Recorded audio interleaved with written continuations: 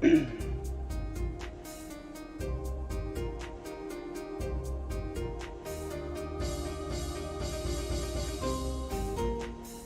everyone.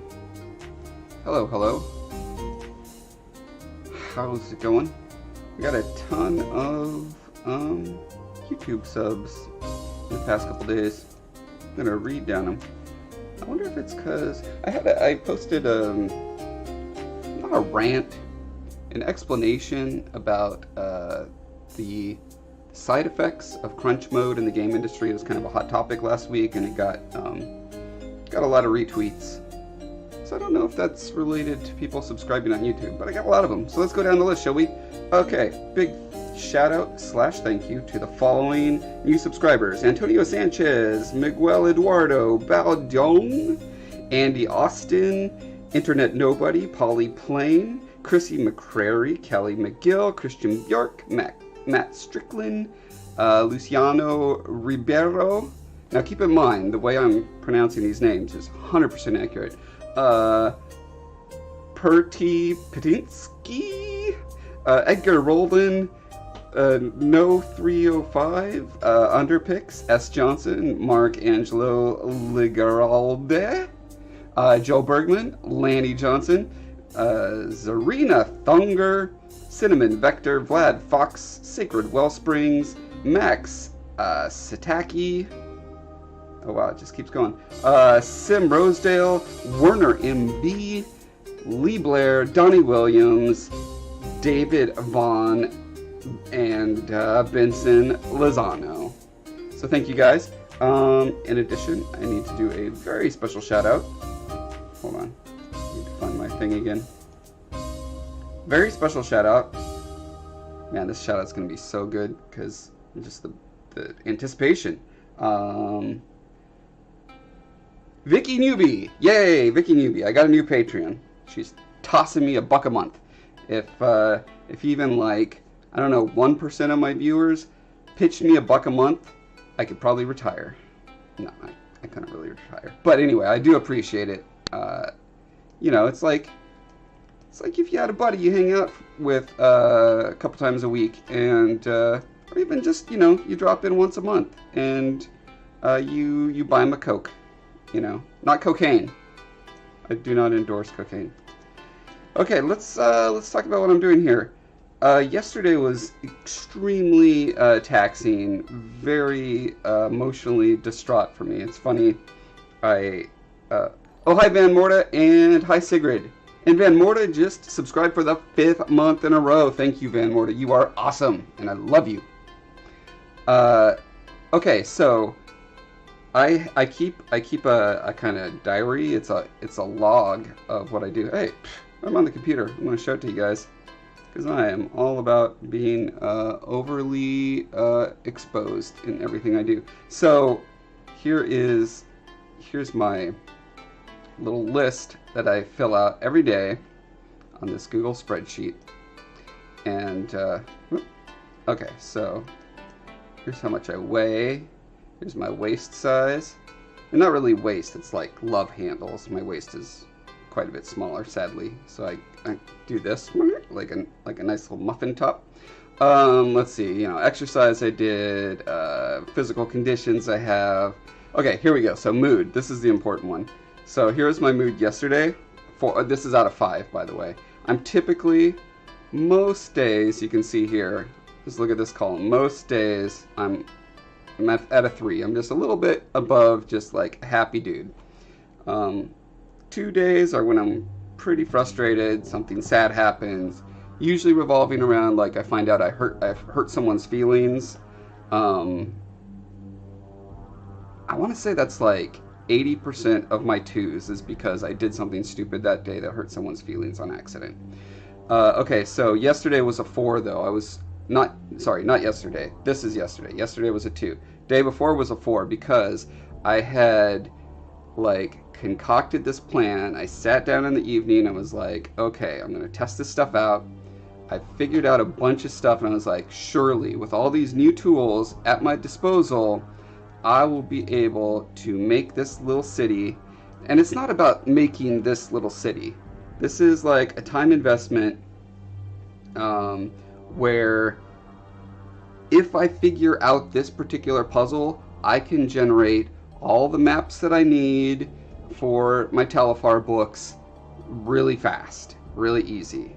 And that's exciting, as opposed to sitting there and spending hours and hours.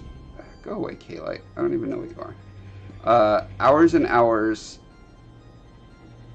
hand drawing maps. Now, it's not that big a deal for these kind of big, continent maps or whatever. But man, try doing a city map. That thing takes forever, unless you make it really dumb and ugly. And I don't want dumb and ugly stuff in my book. Sorry.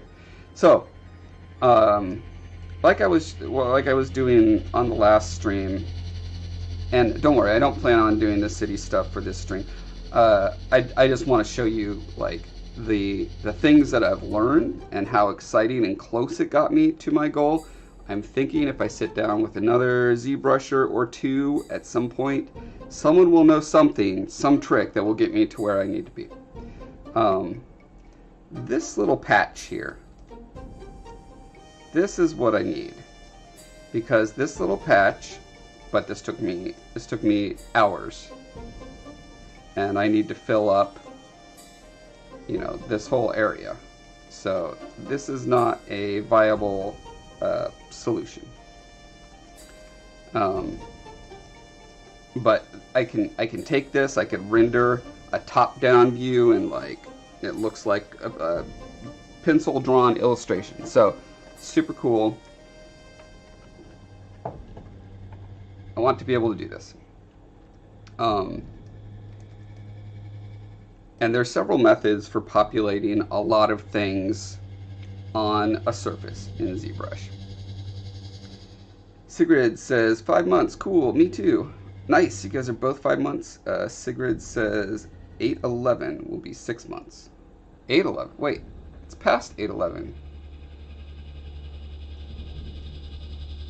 What is 8/11? What does that mean?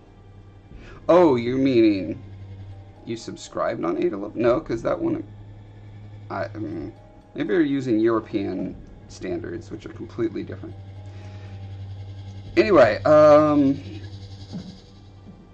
here are a few examples of ways that you can populate things really fast. Look at all these houses. Isn't that cute? And then I can go in, I can select a different tool, like this, and I can start drawing those, hold down the Shift key, and it will add to whatever was there. And I could randomize how tall and wide these are.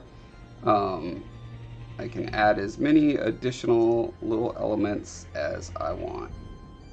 It's super cool. Put a tower here. Let's say I don't want the towers right in the middle, right? So this is called nano mesh. And so when I have these guys selected, I can change their height. Super cool. I can, so I can do a little bit of offset, so I get all that cool randomness. So all this to say, that's awesome. Look, I can fill up city blocks 1,000,000 times faster than I did with these. The problem, I cannot make them upright. Now, no one builds a tower on a hill slanted out according to the hill. Actually, that makes me wonder, because there is a rotation I can do on these. Okay, so as you can see, the X rotation is a different X for all of them.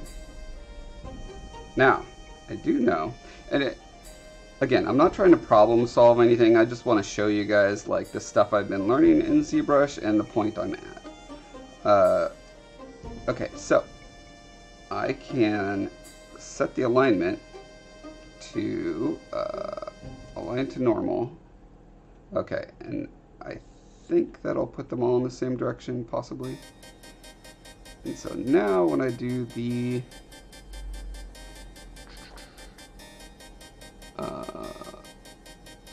there's a rotation. No, wait, is that right? No, that's a okay, so that's a Z rotation.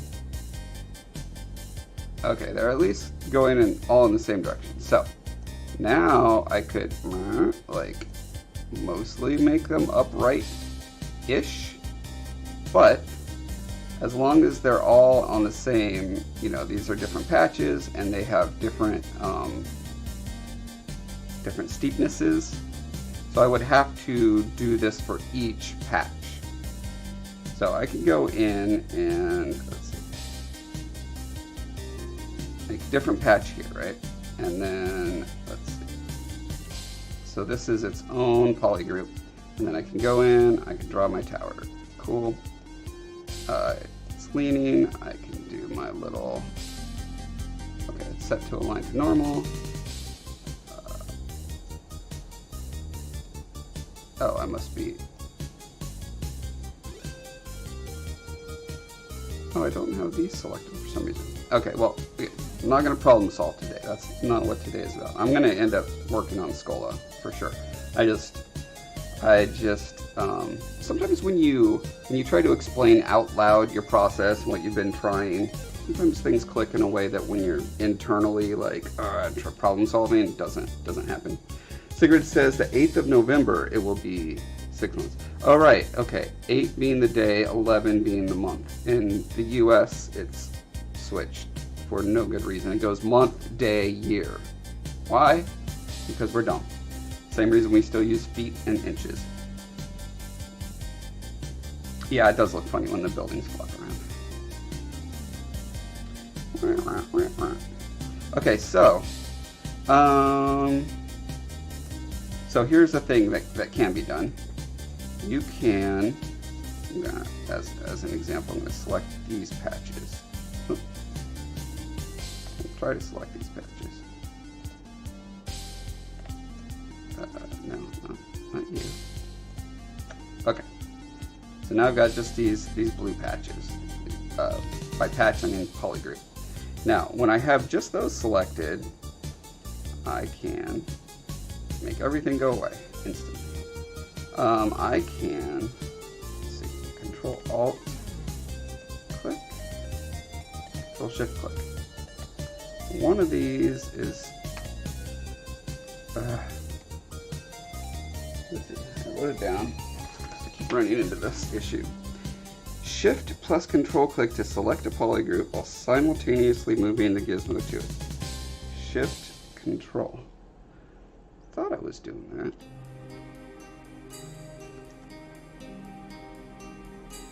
This camera control, by the way, is why no one uses Zbrush for environment work. It would be so nice if... Okay, so Blender has a ridiculous camera movement, but it gives you an option to use Maya or Max controls, camera controls, and that's great. I wish Zbrush would do that. As soon as it does, man, they're going to get a huge influx of users, which sounds crazy because everyone in the industry who sculpts uses it. But I think there's a whole segment of modelers who do more technical work that just won't consider ZBrush because the camera controls are so wonky. Anyway, that's a complete aside. Control plus Shift, click. I'm not. Oh, there we go.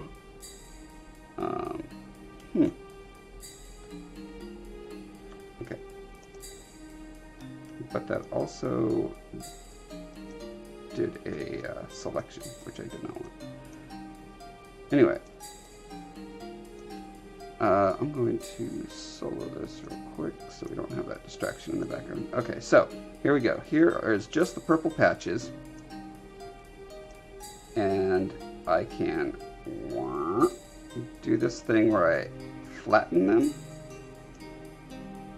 And so, if they are flattened, let me untilt these buildings real quick.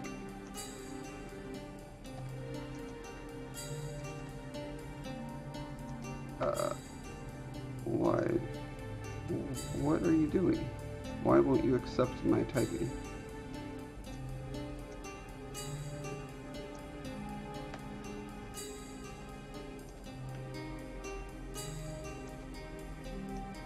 Let's see. Were those the wrong ones? Oh, guess they were. Huh, I don't know if this is a bug, but it won't when I type the number in, it won't take it.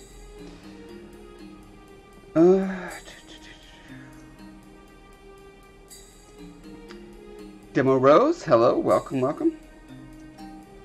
Oh, Van Moort is sick, I'm sorry. Okay, so, look at this. I've got all my buildings and they're going straight up and down because the polygroups that they're sitting on go up and down. However, what that does is pulls the terrain up into, you know, this ridiculous thing. And you can't have a road going up and down like that, and you wouldn't have a city block just like magically flatten the land like that. That's not what San Francisco looks like. So, if there was literally one button, there's all these alignment options. If there was one button that said align to an axis,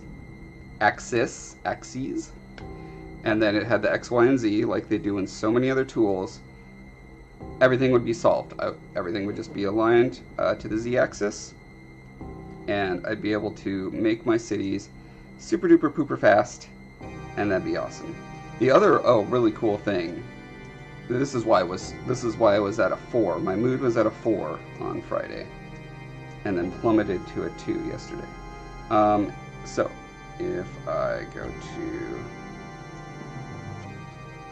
button. Okay, so I took the terrain that I had sculpted, and then I did a Z remesher, which does this, you know, kind of lays out quads, polygons, turns it into these quad polygons. So the cool thing is now I've got these really like natural seeming roads. I don't know why my thing is freaking out.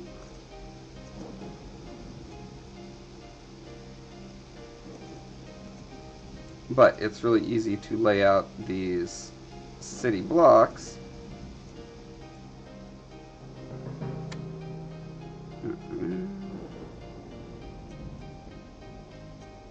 I must have a weird tool. Let's see.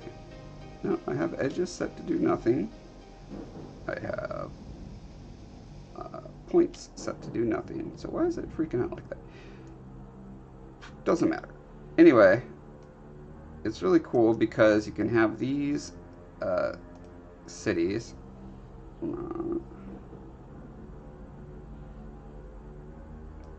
And these streets that like follow the flow of the hills and stuff. So that's just like, wow, you get that for free. That's so awesome. If only the cities, the buildings that I put there didn't flop over like they're butter melting off a muffin top. Today's theme is muffin tops. Sigurd's got a nephew turning 11. Tell them happy birthday for me. I'm sure they'll be really excited to hear that Josh Foreman wishes them a happy birthday. They'll be like, the Josh Foreman? Oh. Okay, anyway, let's see, was that all? Oh, okay. The other thing I wanted to show you was, so that's the problem of keeping things upright. There's a solution to keeping things upright that's really ridiculous. And it's so ridiculous, I just have to show you guys because it's hilarious. Okay, so I'm going to select this area, make it a different polygroup. Okay, and now I'm going to go to fibers. Okay, so this is the tool that I was using to make my fir trees, and it works great for trees. I don't know why it's going all over, and I guess I just need to select only that patch.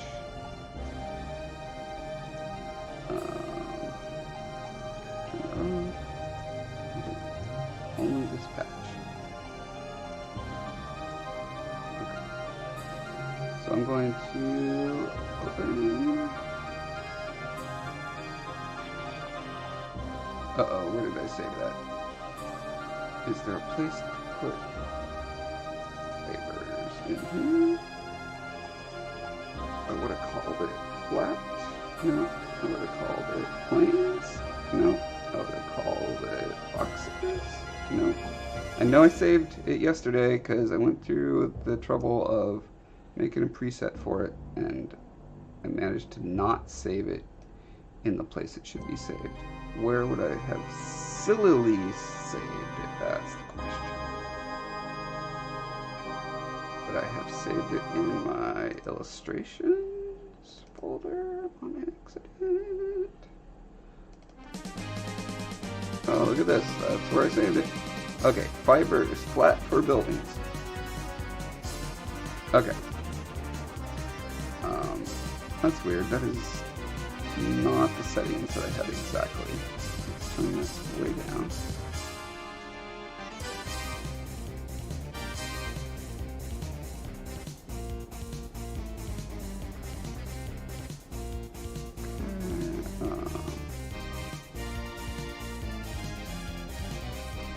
Turn the cover. Oh, that makes them fatter.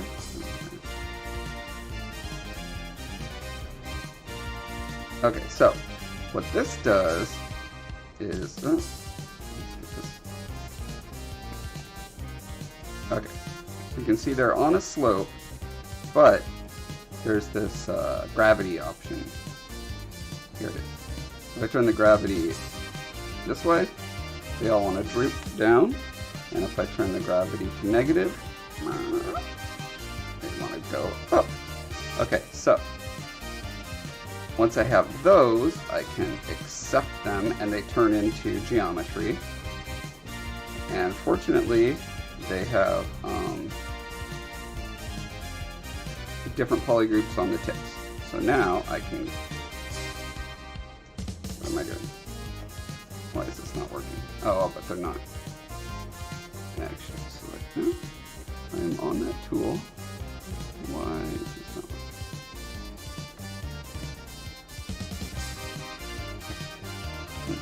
Try a different tool.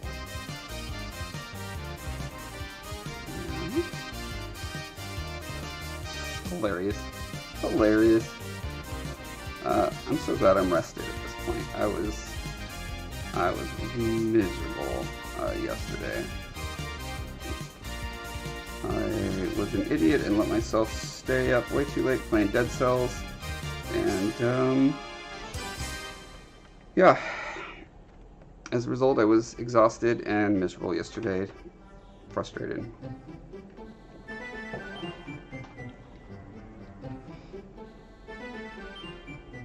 Hi 76. Yeah, my hair. I've been cutting my own hair recently, and sometimes when I do it and when I sleep on it certain ways, it's just easier to do that. Sometimes it's easier. I have 3 styles. I have down on both sides, rarely does that. Down on one side, back on the other, or back on all sides. So, what's going on? Okay, I'm not selected. Why can I not select the polygroups? There must be a reason.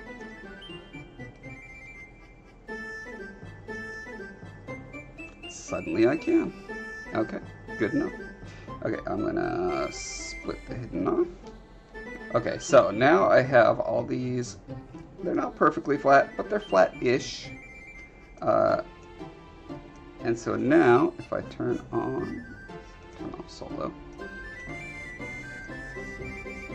Okay, and they are now offset because of the length of the fibers. So I'm going to move them down. I'm going to freak the camera out.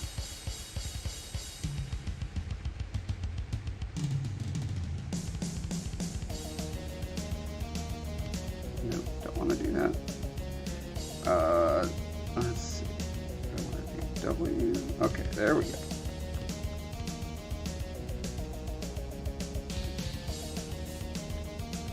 So we have one unselected. Okay. So now I'm moving these guys slightly below. Well, actually, I'll just leave it. right on the land, just so I can see it better. All right, so let's go back to our terrain. Is this our terrain? This is our terrain.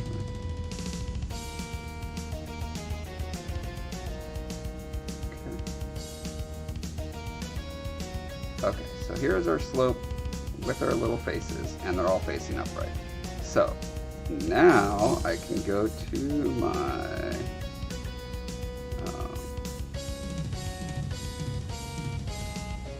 my little cities. Let's just use a tower because that's the easiest to show the effect. And make a tower. Oh, need to set that.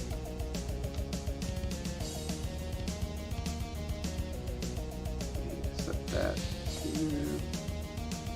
What's going on? Huh.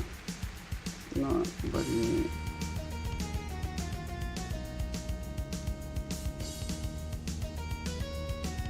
Okay, so I'm guessing this. Okay, so this is an insert multi-mesh brush. And for whatever reason, okay. So when you have a multi-mesh brush, you can set it to nano mesh, blink. Okay. And now I can set it to all polygons on this subtool. Towers and not geometry, nano mesh. Okay, let's make them nice and big. All right, so you can see they're not perfectly straight, but they're at least, you know, Tower of Pisa or better as far as pointing straight up. But they're just super random because that's how the fibers are. As far as I know, you can't make the fibers follow the grid of the thing. And that is something I actually need to look into, so I will do that. Let's see. Van Mortis says, the look on my nephew's face when he squirted some of my throat spray in his mouth was worth the soaring pain right now. Oh, wow. Poor guy. Aletha, I'm glad you had a nice jog and a nice day. So the reason my mood was 2 was because I had figured these things, these potentials out for how to build my cities. Like, I thought, Eureka, I figured it out. I could do them in another expensive package such as Maya or Max, but I could do them at work, right? But I'm just kind of a stickler for only actually using. I'm too old to pirate, all right? I don't want any mix between my, my work, what I get paid for to make for Guild Wars, blah blah blah. I don't want to be doing anything on that computer that is, for this, and vice versa. So I really just want a solution in Zbrush. This is a program that I own, that I bought, and it's so darn close to working. And when it works, I'll be able to make all my maps so fast. And so, day before yesterday, I was super excited, and then yesterday it all came crashing down when I realized I can't get both things. I can't get the nice flow that you see on these street things, and everything pointing upward that I can figure out. And also, I didn't get to see Van Morta yesterday, and like all people who don't get to see Van Morta, my mood just plummeted.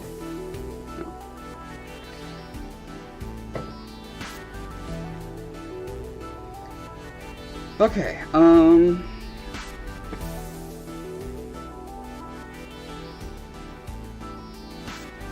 76 says, I'm assuming you're talking about my hair, says, looks good, but kind of normal. Yeah, I apologize. I try not to look normal, or I try to look normal as infrequently as possible, but, sometimes sacrifices have to be made. Okay, I'm gonna hop back onto Scolla now that I've kind of explained. Oh, there's one other thing I needed to explain. So, there's one thing that you can kind of do. So I've got these crazy tilty houses, right?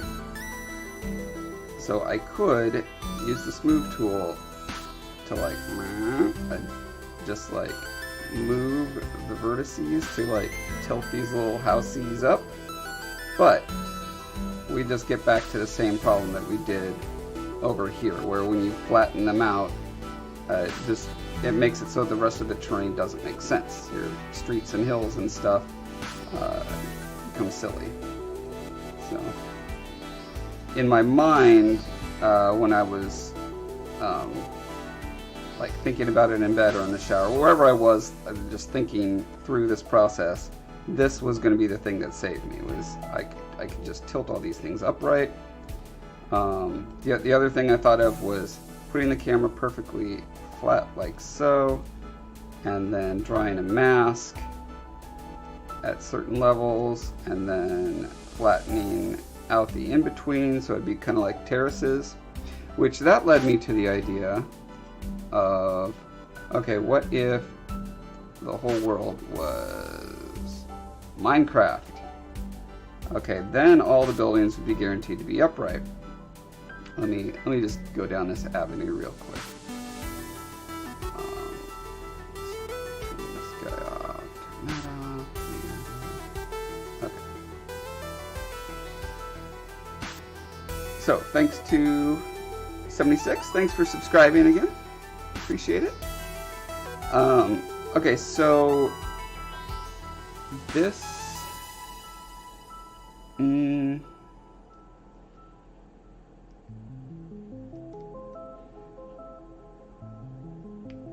Forgot what I was gonna say. Basically, because I was gonna say, like, I knew there would be a way to take my geometry and turn it into, you know, a Minecraft looking thing. I couldn't figure it out, and let me just give the proper shout out. I believe his name is Andrew Martin. Is that right? Where's my Zbrush thing? Oh. Nice. I didn't know Kenny Constant knew the guy who won that. Oh, what happened to the shield's broken off? Oh no. I need to repair that. That was a contest that I ran on my YouTube channel a couple years ago and gave that away. Here we go. Yeah, Andrew Martin helped me figure out how to do the voxels, this voxel look. So here's the nice thing about having a voxel is that you can then go in. Let me go to ZModeler. Okay, and I could just select something like this. Okay, so here's, whoops. Don't want that, because I don't want the, and I'm betting there's a faster way to do this selection process. I'm just for the sake of a test, I'm not going to look into that right now. The thing this loses is that nice flow that I was able to get with the other thing, but okay, so here we have, let's see, and again, how do I get back to my brush? Is it this one? Okay, it does work.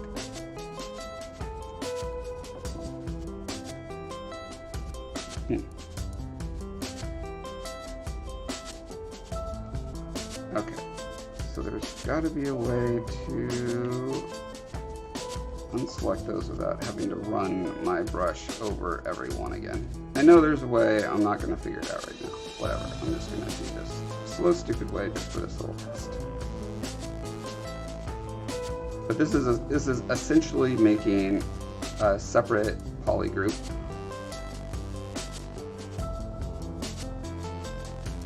Which acts as a mask or a selection set, depending on how you look at it. 3 months in a row for 76. Thank you so much. That is super encouraging and great. Okay, so I'm gonna grab my little house keys. And that is not what I wanted.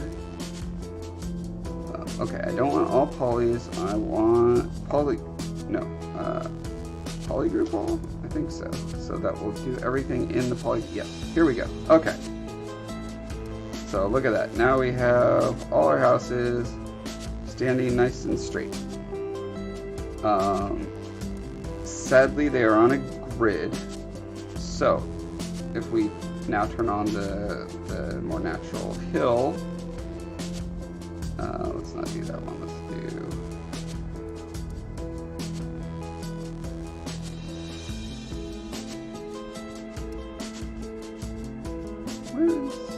Where's just my mountain?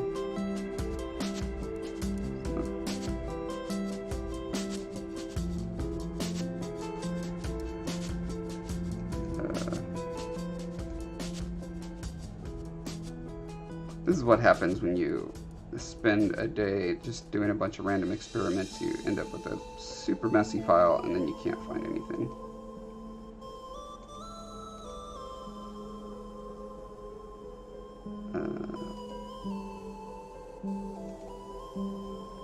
Okay, let's just do that.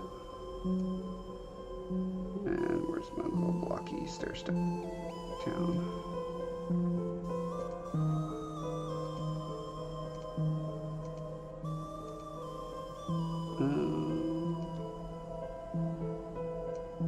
Okay, that is my blocky stair step town, right? Where's the city that I made on it? Oh, this is my blocky stair step town. Okay, so unsolo that. Now, if I move my blocky stair step town down.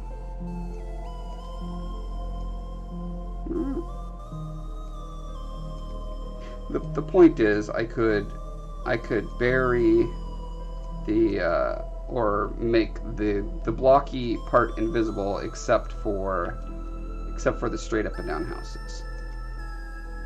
The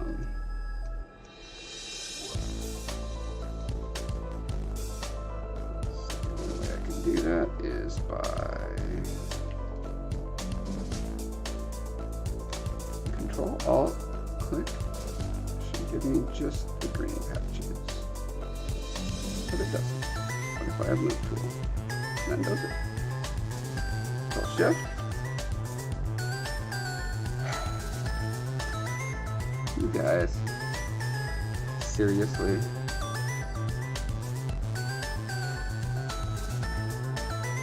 Okay. There we go.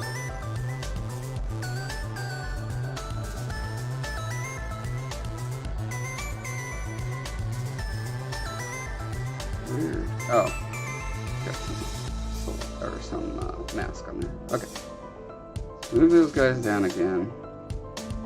Okay, so now I've got just the little patches of land, and I could go further and remove the nano mesh buildings off of there. Okay, so that's great. That gets standing up and down on whatever slope I want. But then it no longer follows the road. So those are the two things. In fact, I'm going to do a thing real quick, just to help organize my thinking.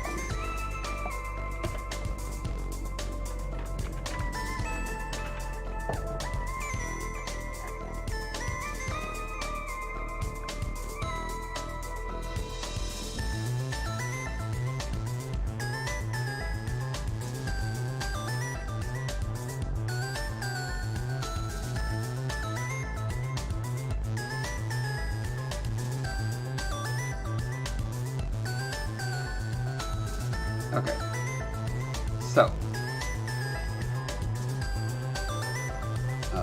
problem one, slopes.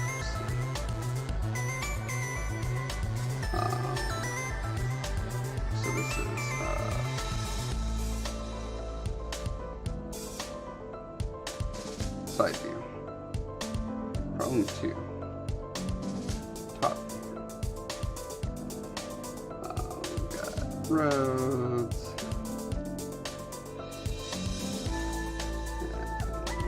Be able to flow in the way that actual city layouts tend to flow.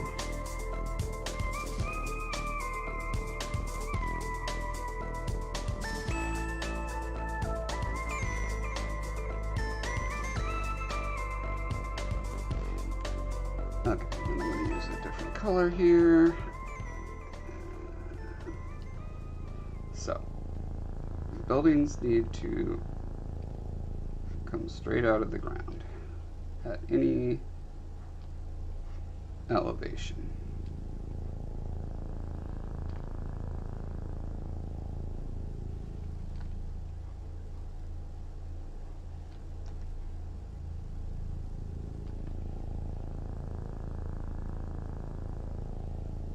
Okay, that's problem 1.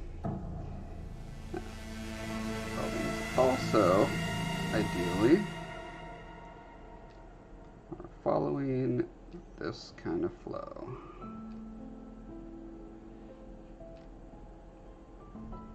And are, you know, somewhat on a grid.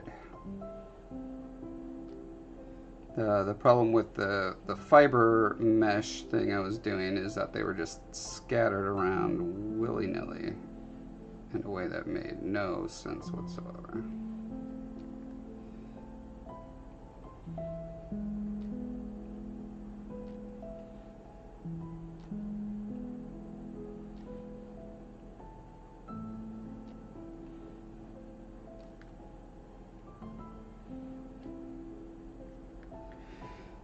Letha said, this morning I had 0 pages read, then I checked and someone just read all the way through the hidden level.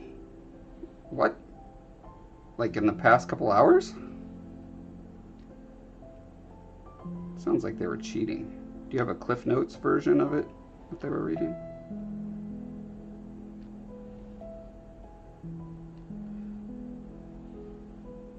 Also, post a link to your newest book.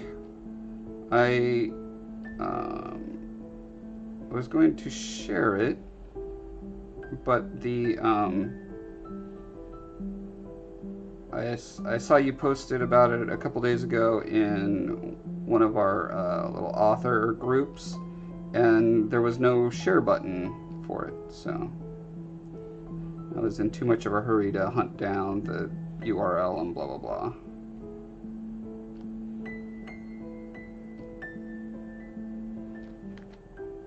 Okay. So, here's our problems. Can't get both of these things. I can get one or t'other. Also,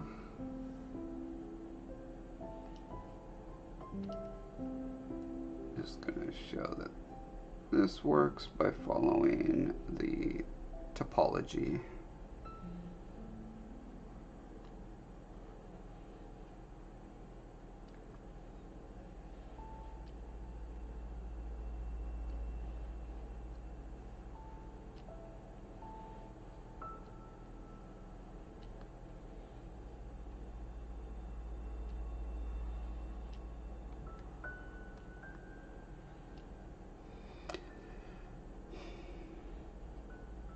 All right, I think that's what I needed to just get out of my brain. That's where I'm at. I'm at a dead end as far as I can tell, but also, you know, talking to the right person at the right time who knows the right thing, and suddenly some epiphany will happen and I'll have it.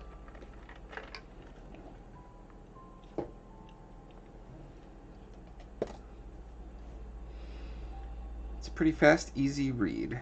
the hidden level is? I haven't done it, so I don't know yet. You gotta go to the original post in the group. This one takes me to the author page. Yeah, most of my books are, except the short stories that are also in anthologies because they can't be in KU for some reason. Oh, Kindle Unlimited. Right. Where are we at on Mr. Scolla?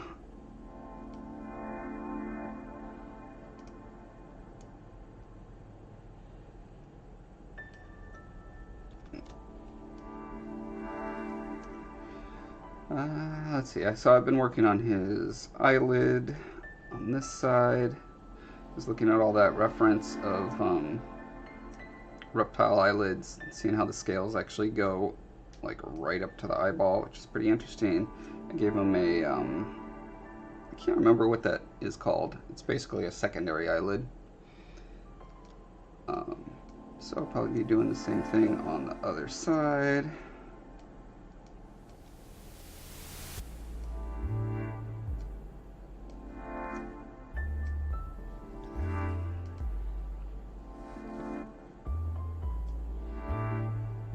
Let's see, here is Aletha's latest book. $0 on Kindle Unlimited, what a deal. Let's see, is there a share button straight from here? Or do I just copy the link? I'll just copy the link.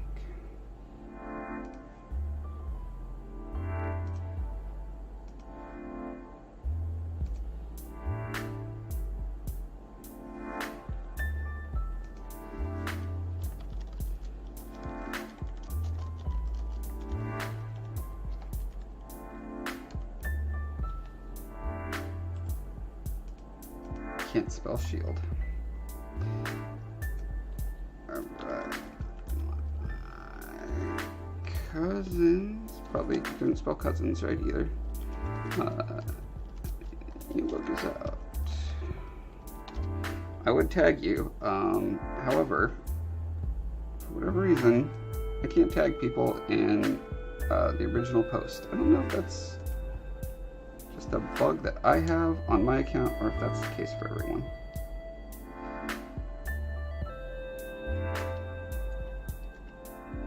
Yeah, I got him Scolla. I gave him an expression that it's bordering on cartoony, but I hope it's not quite cartoony.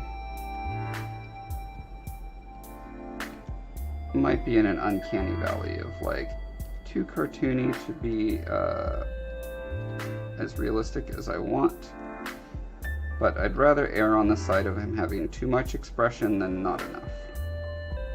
So, as a mediocre artist, that was my decision. So you know, when you can't actually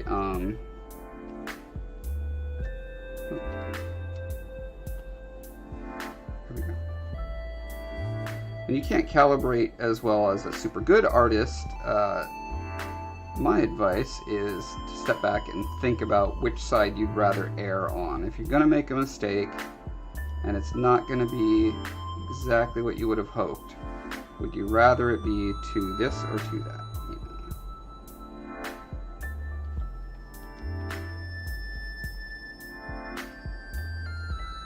And the last thing I want is for this guy to be kind of boring or stagnant looking.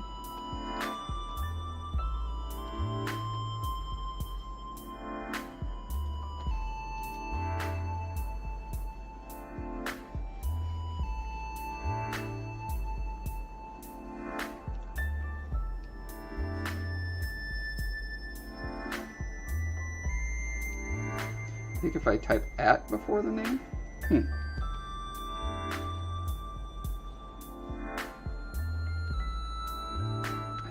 I don't think I've tried that.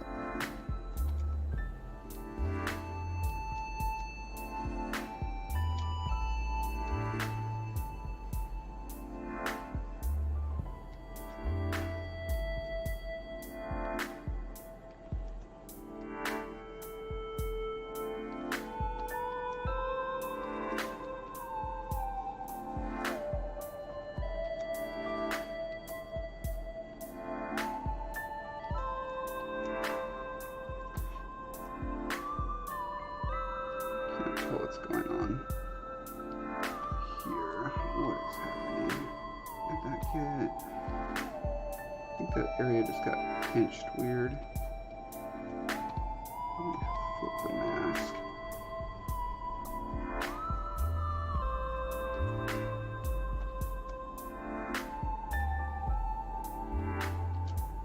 Well, Aletha, I have a feeling you want to think anything is too cartoony, so I do not take your advice on this. Do not accept it. You like cartoony things.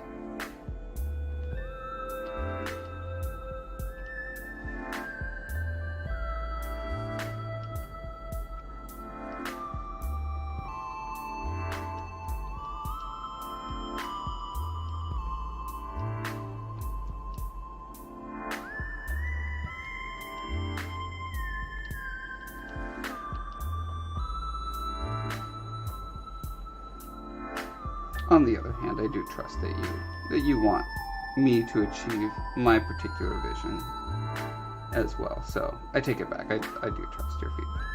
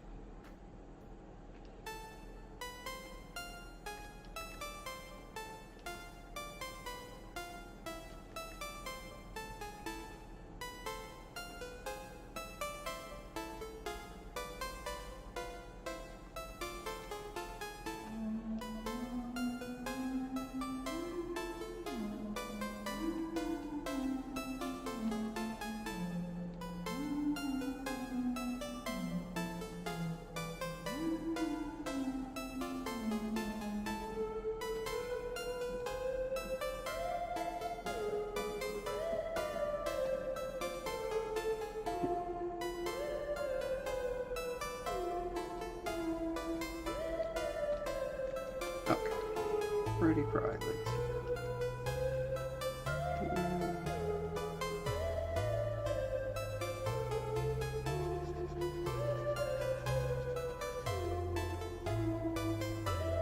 That reminds me, let's see, since his top eyelid is still raised,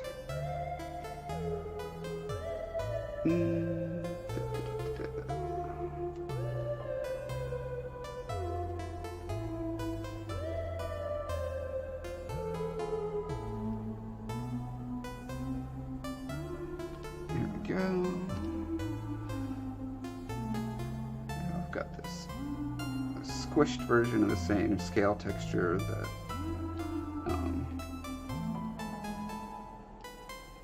so it looks like the skin's a little more compressed. Just making sure I've got the same general scale for the scales on both eyelids. Looks like it.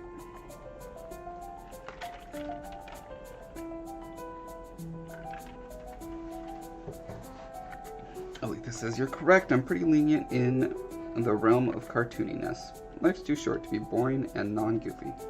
It all depends on what you're trying to accomplish.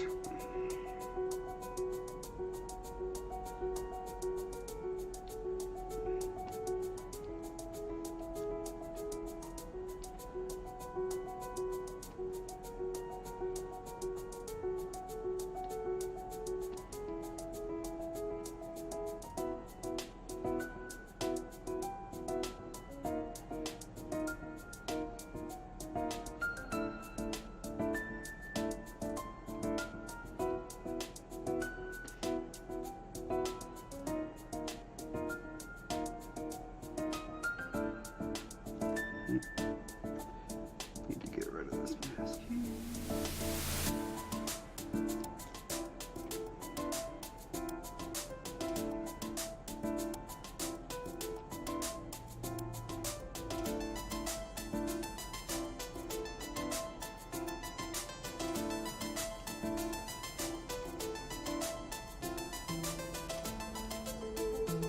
I'm gonna need to clean up this mesh a little bit over here. I think when I was posing his ears, it got kind of twisted there. Distorted a little more than looks natural. But I'm not going to take my focus off of the eyelids yet.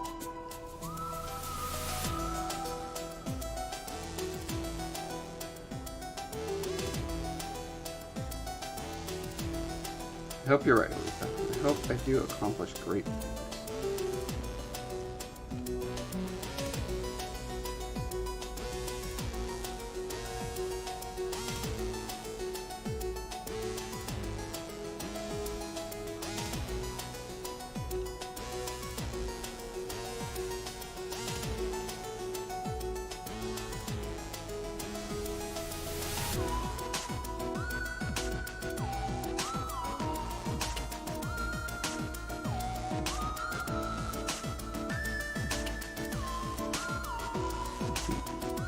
Tricky. So here we've got, because I pulled the eyelid up enough to be covering over part of his iris on the bottom, it's not usually a problem on the top because this whole area here is going to be pretty much black with shadow, right? But when you're looking down on a sculpture, you're going to see right into that weird cavity because the cavity is supposed to be simulating it's weird because it's the opposite of reality. In reality, your cornea physically bulges out from your eyeball. But in order to get the illusion that there's a dark pupil in there, and to get the highlight of the cornea around the pupil, pushing it in is what you want to do. So this is going to be weird pretty much no matter what. I'm going to see what happens if I pull it down a little bit.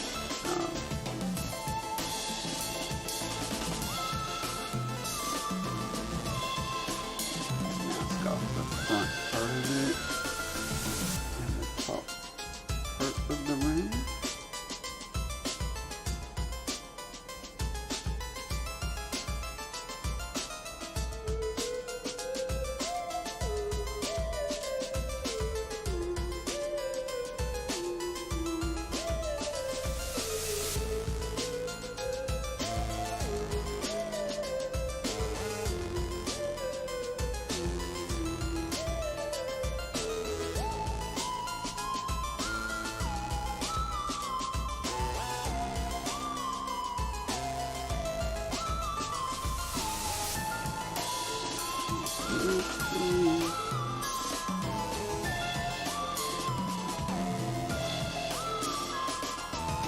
Blur the texture a little bit, or blur the mask a little bit, really. You got 6,000 hearts, Letha? Congrats. Alright, have fun outside with your pumpkin.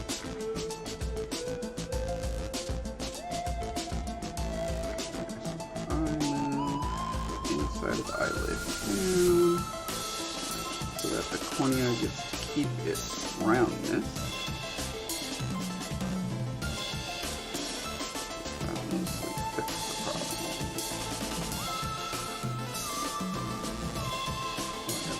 Exacerbates the problem. That is the question.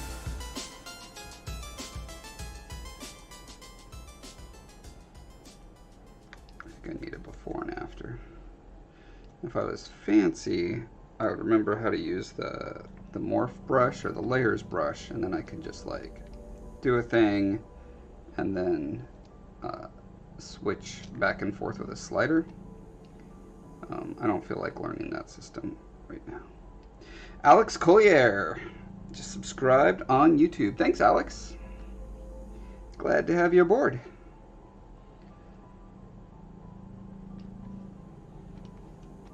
All right, so that. Let's see. Let's turn off the view mask. Move it down. Okay. Okay, so that or that.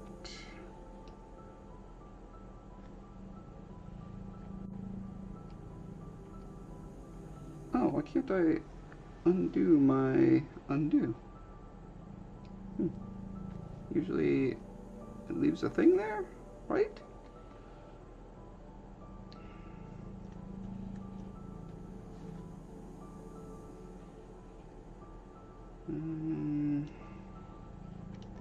Hold on, I gotta fix this little thing. The mask doesn't go down low enough, so it's puffing out the bottom lid. Okay, let's try that again.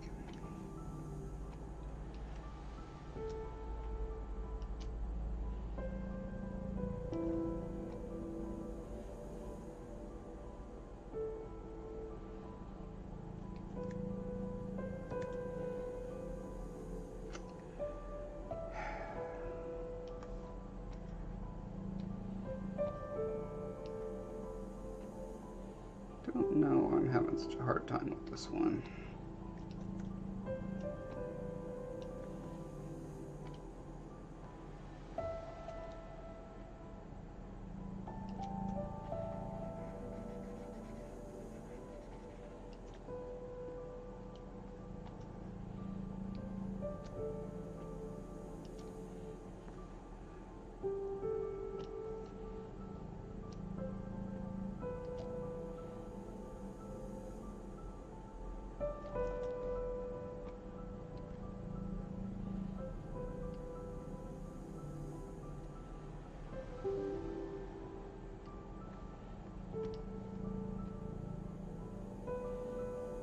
I think it's better like that.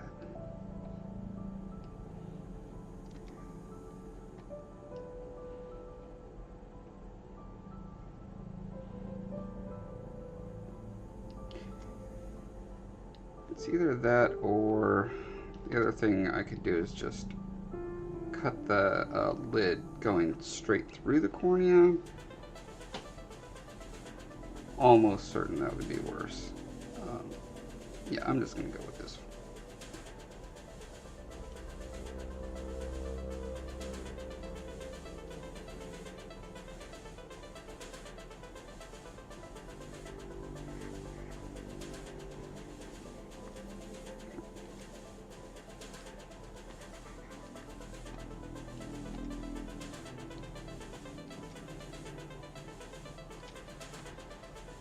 I think I'm going to isolate this little eyeball section. Let's see. No, that's not what I want. There we go.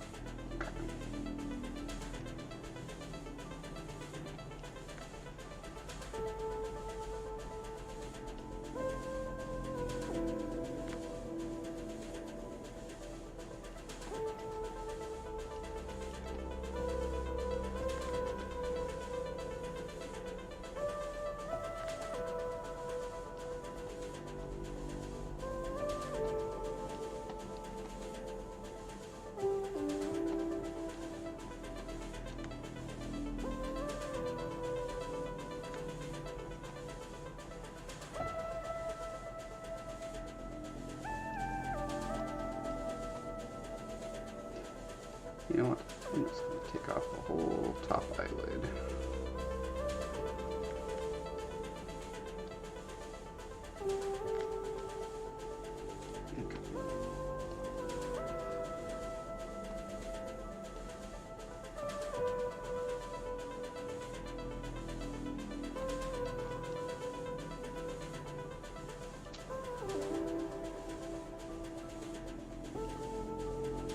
Dottie, hello. How you doing?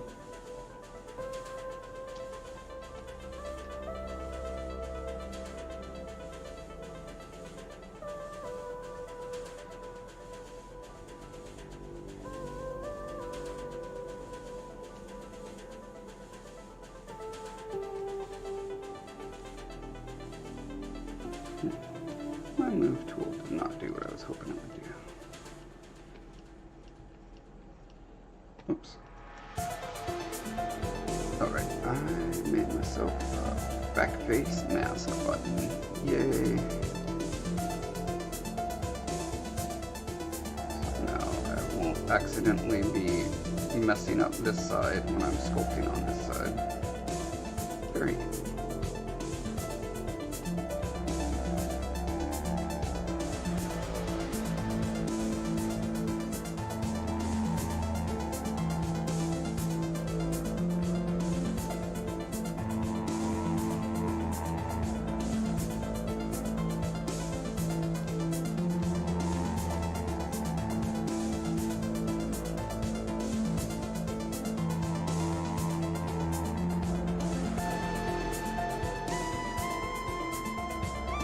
Doing well? Glad to hear. How's your mom doing? How's your son doing? How's all the people doing? Give me your stats update.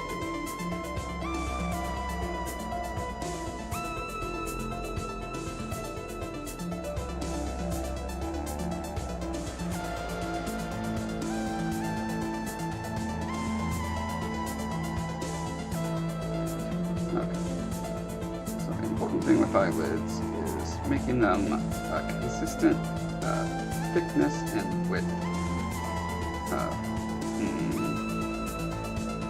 Thickness as in like from here to here. Is width the same thing? There's two factors.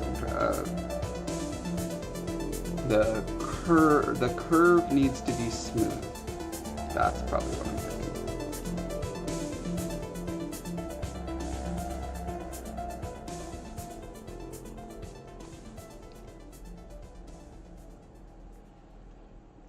So, in the case of so I need it to bulge out a little bit where the cornea, if there was a cornea, it would be bulging there. That actually made something just occur to me. I could put in a temporary cornea. Let me try that real quick. I'm just gonna see what happens.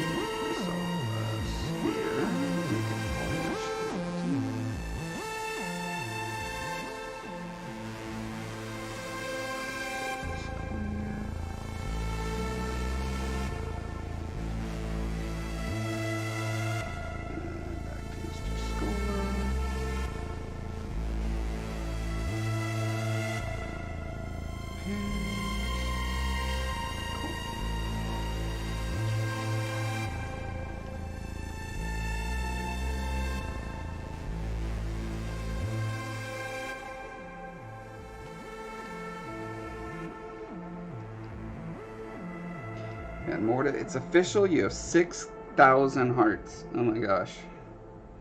This is getting out of hand. I need to stop being so generous with the hearts. You guys will be able to overthrow me if you get too many hearts. Dottie says mom's doing great. See her later tonight. Ryan's band just got a new singer. Steph, my daughter, is stationed at Fort Drum and loving it there. Ooh, Fort Drum. That sounds like a fun fort.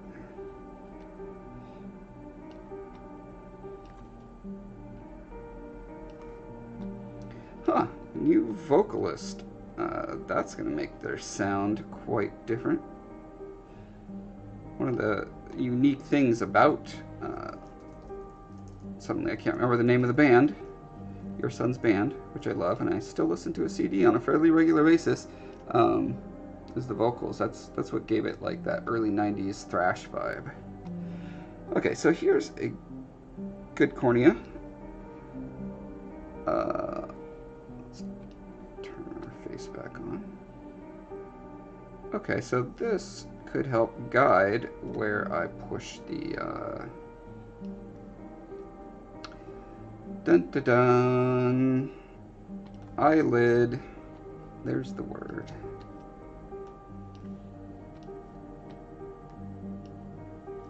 So it looks like it needs to come out a little bit more.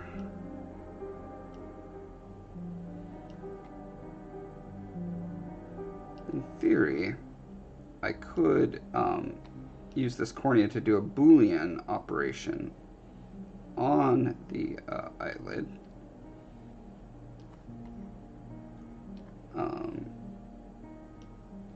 Again, it's one of those things I've done once or twice. I don't have enough practice to really be comfortable with it. And so just using my traditional methods at this point will be faster. I would love to get proficient enough at the Booleans. I know I'm going to have to do it at some point. I'm gonna have to figure it out at some point. But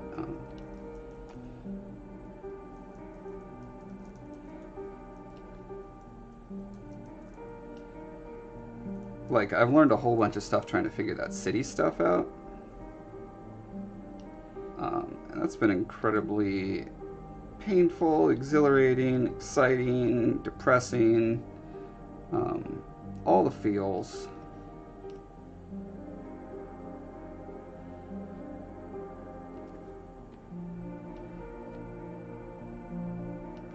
Alright, let's turn our cornea off. How is this looking? Huh. See how the line goes, and then a little like that. That's not good.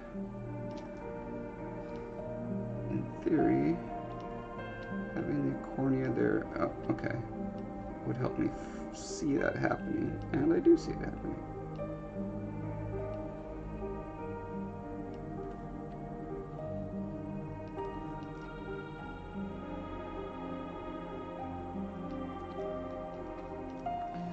Remember if a live Boolean requires that you have, you see, I think you have to have Sculptors mode on, but now I'm thinking maybe you don't. Epicenter, yes, Epicenter is the name of the band.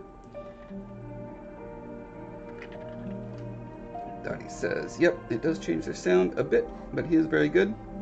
They had too many personality clashes with their former singer, so it's better for the band's future to let him go. Yep, that is incredibly common. A lot of bands go through that. When I was in a band, we went through 2 drummers, and, well, I was the original vocalist, but I moved, so the bassist took over vocals. And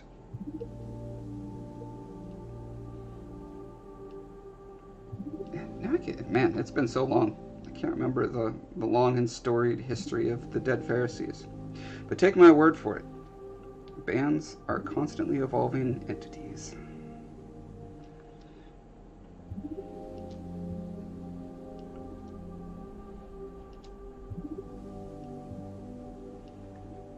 Okay, so I'm trying not to get wobblies on either. When you look down at it, it should be nice and smooth, and when you look straight at it, it should be nice and smooth. It's not quite there yet. And it's tricky because sometimes when you move it on one, you don't realize you're also pushing it in the other.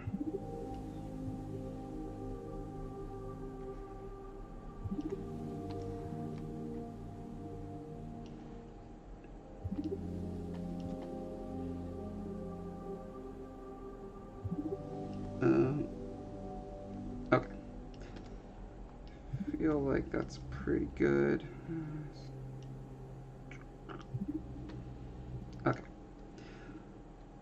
Let's get this bottom lid scaled, as in get scales on the bottom lid.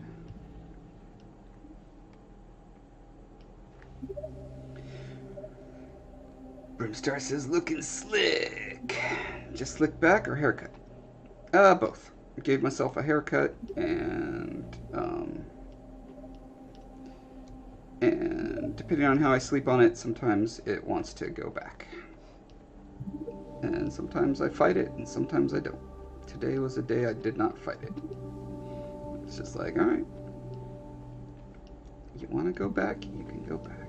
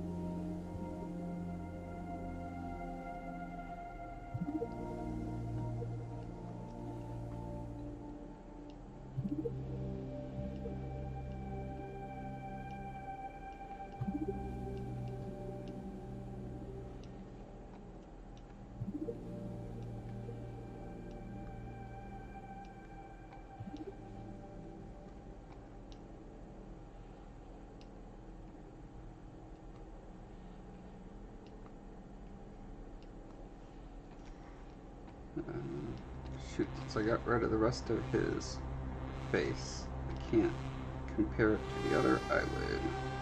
Double check to make sure the scales are close in size and frequency. Yeah, they appear to be.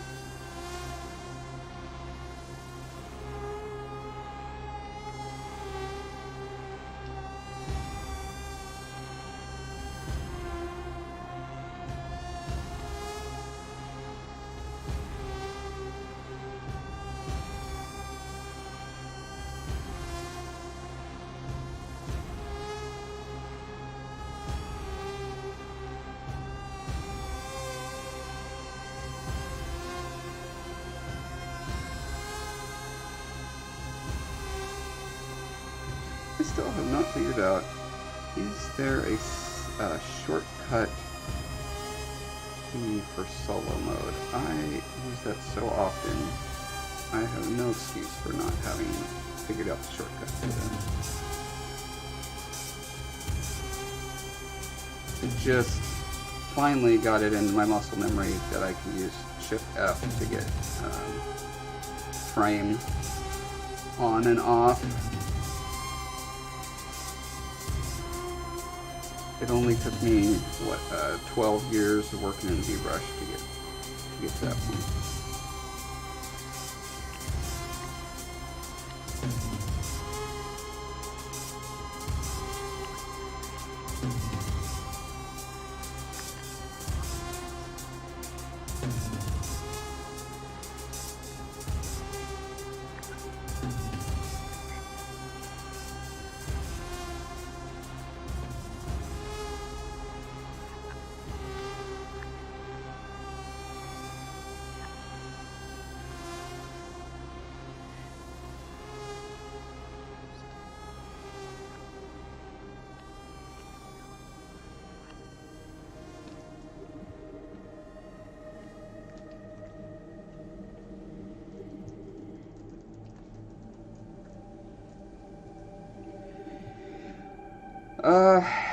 Did my voxel question get resolved? Yes and no. I was able to figure out how to voxelize my terrain, but it did not provide the solution I was hoping that it would to my problem.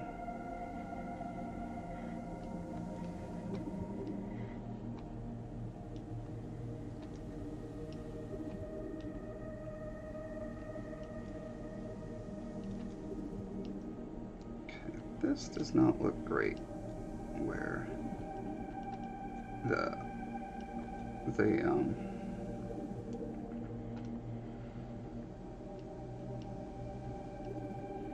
this ridge, if it goes down into the little area where it's getting pinched down to separate the scales, if it still stays, if the highlight stays contiguous, I think that's where it starts looking bad.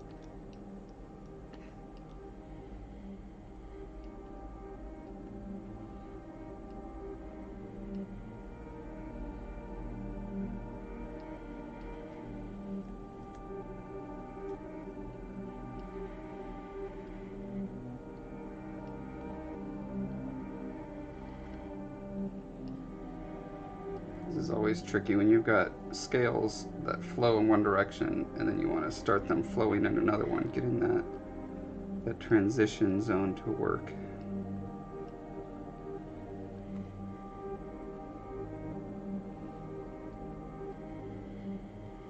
That's where they go from being somewhat squarish to more diamond shaped, at least in all the reference that I've looked at of turtles and alligators and such.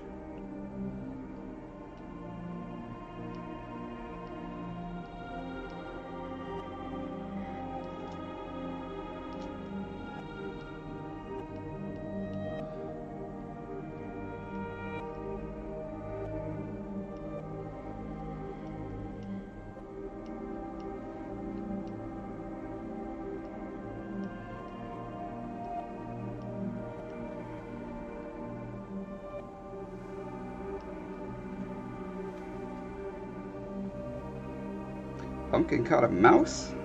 Oh, but then he lost it. Yeah, right, likely story.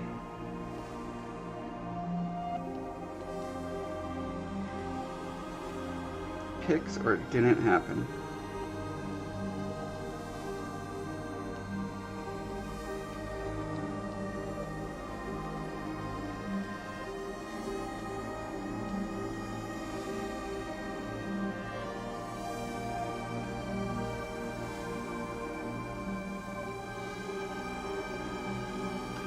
Juan Jesus Ferreira Rojas just subscribed on YouTube. Thank you. And sorry for my offensive pronunciation.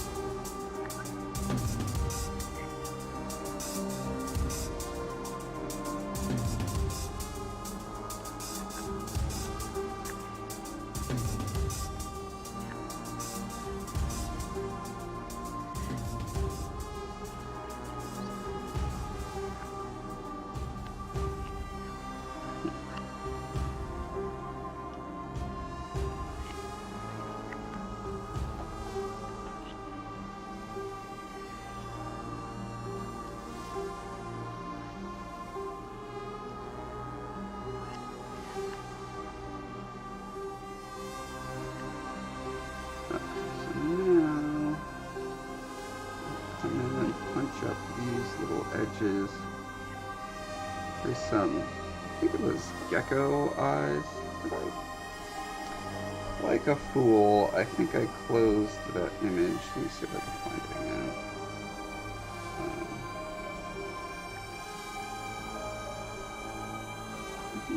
Nope. Alright. Tile eyes. Little image. I have a bunch of them. Yeah. So look at this guy. He's pretty darn cool. Close up. Can I get a close up? Oh, it's only 600 by 600. Anyway, this little guy here, not that particular one. Where's the one I saw? There's one where it was almost like eyelashes. It like fluttered out a little bit, and I thought that'd be fun to do a little bit. Those ones come to little points. Oh, there's super points. That one definitely looks like eyelashes. That's so awesome. But not exactly the one I was thinking of. Maybe it was this one? I don't know. It's, you know, it's around. It's like a lot of these. The point is, I thought it was cool. I mean, it's probably not going to show up at this scale. You know, the print probably, the 3D print that I do probably won't pick it up. But you never know. If I do a life-size Scolla, it will certainly be picked up.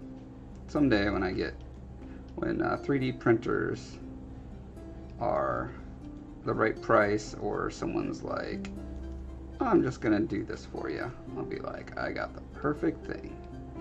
Give me a 3-foot tall Scolla, please. Here is the model.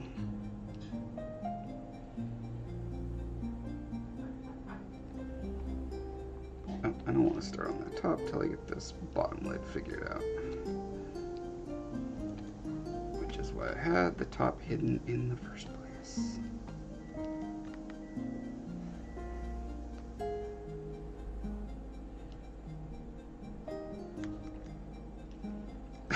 Oh, it looks very startled there. What happened to the top of my head?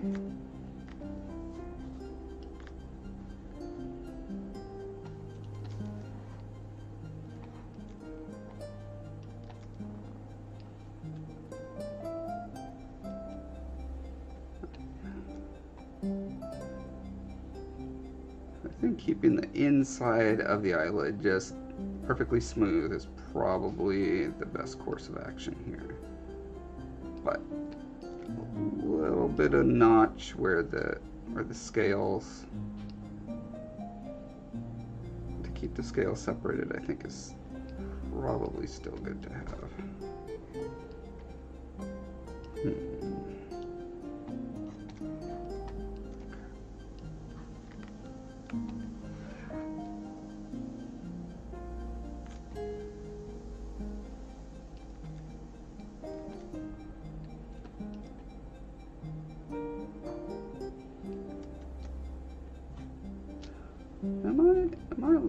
I can't use Sculptress mode unless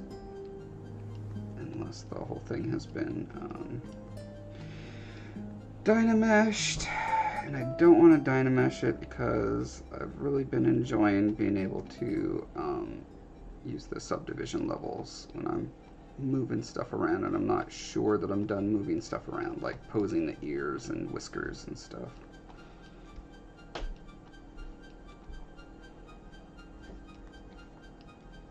Okay, it's possible to go back once you've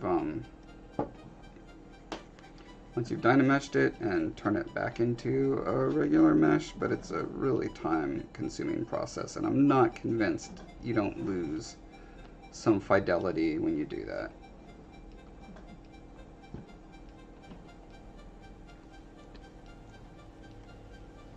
Someone better at Zbrush could probably correct me on that, but whenever I've done it, I've felt like I've lost a little bit of the soul of the piece.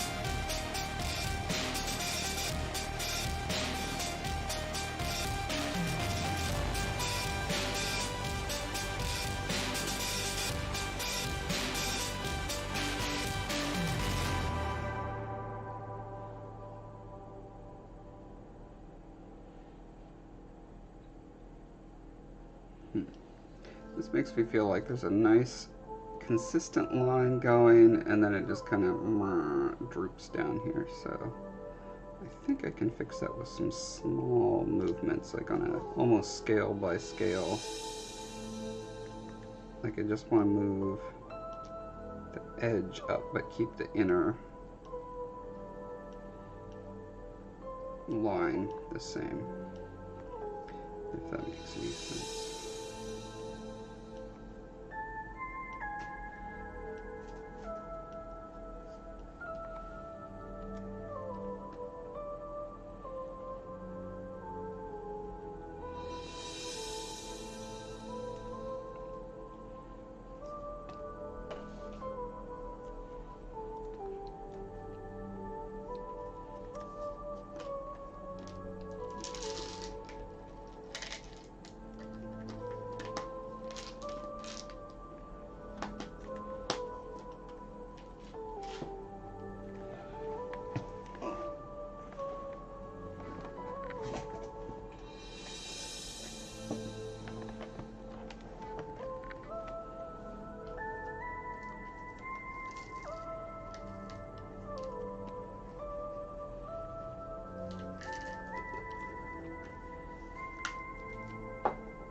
Forgot to turn on back face mask when I did the scales, so now the inside of the cornea is all rough. I'm probably going to want to expand that down quite a bit. Like this little pocket up in here, you gotta imagine when the rubber fills that for the mold, it's gonna be a big blobby thing.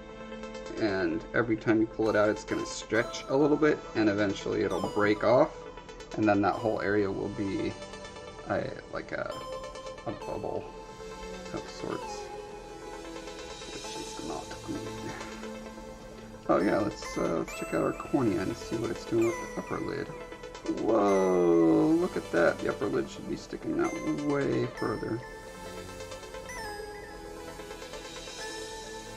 Wow, why did I not do this sooner? Okay, that's awesome to know though.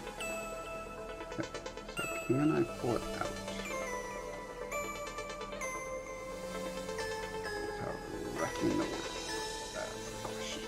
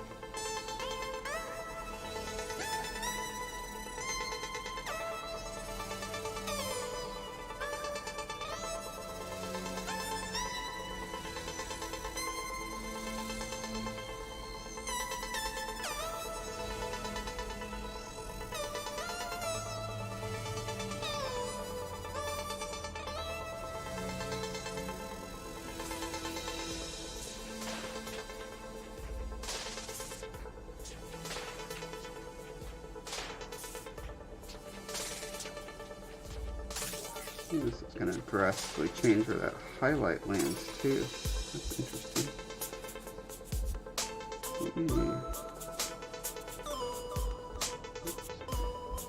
Go to his eyeball. Ghost that cornea. Okay, so yeah, this highlight.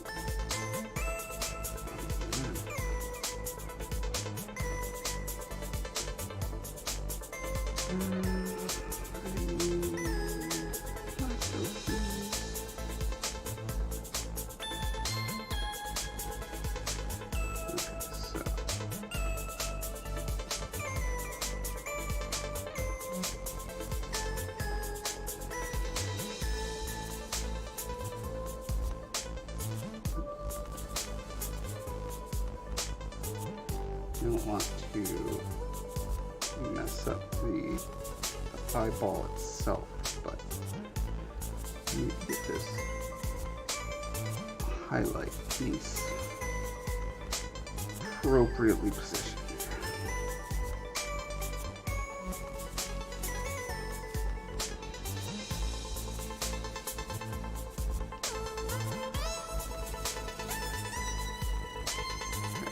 You can see now exactly where it would hit the surface of the cornea.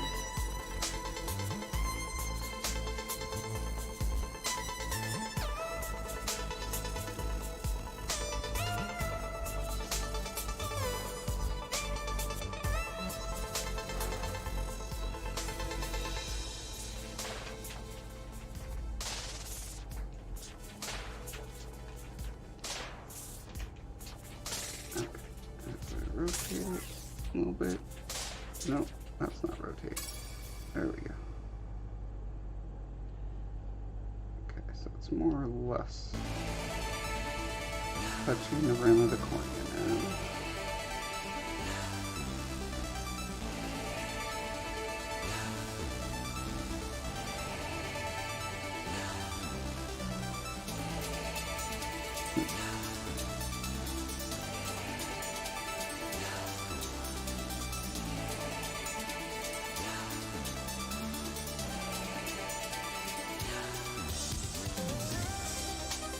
Okay, and while I've got that there, I will move tool.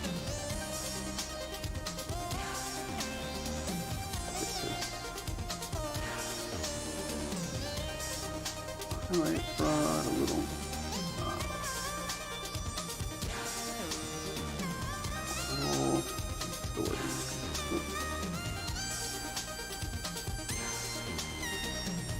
I want it to spread out enough to fill up this gap back here that no one will be able to see, but the rubber will leak into and cause problems.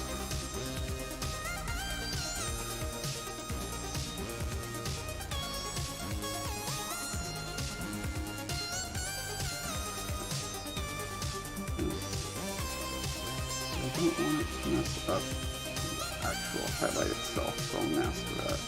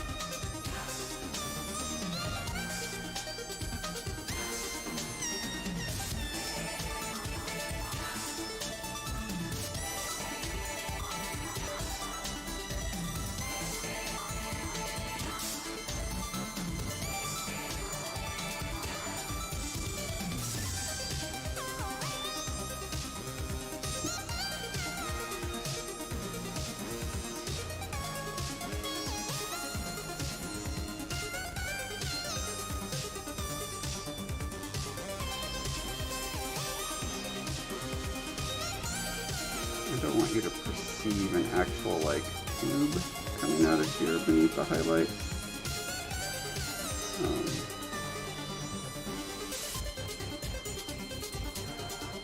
I'm going to try to smooth it down into the top of the cornea.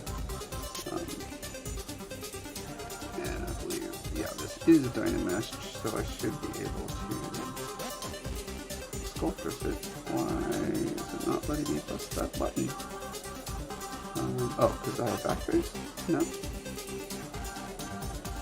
Huh.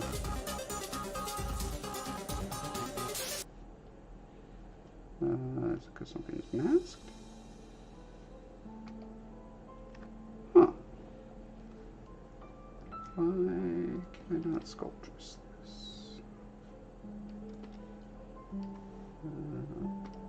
Dynamesh.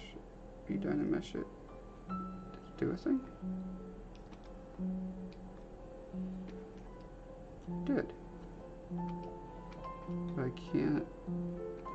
What? Why?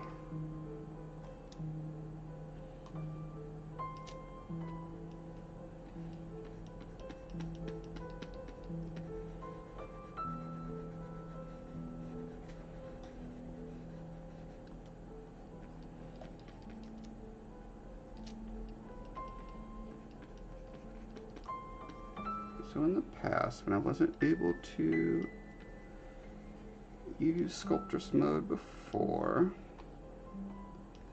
it was because either it's a tool like the move tool, right? You can't Sculptress with the move tool, fine. You can with the snake hook. Oh. Okay, works with snake hook. Clay buildup.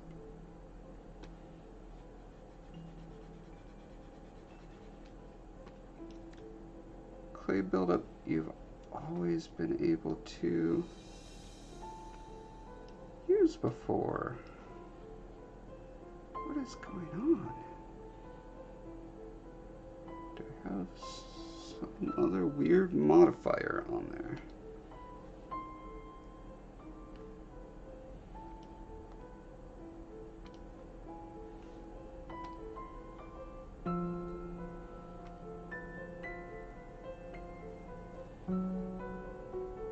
This is so weird. Oh, let's see. I guess since all I want to do is smooth, I can just have it on snake hook brush, but that's just a really weird random thing that's going on.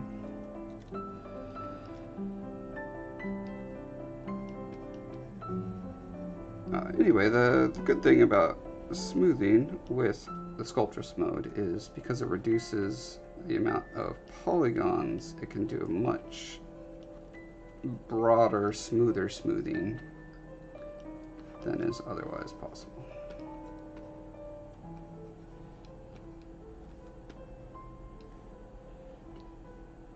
Alright. How are we doing?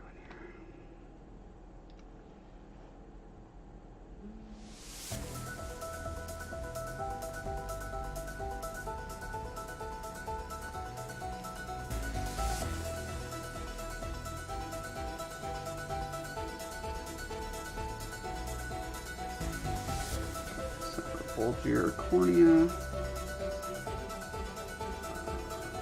Yeah. Feels right. Feels good.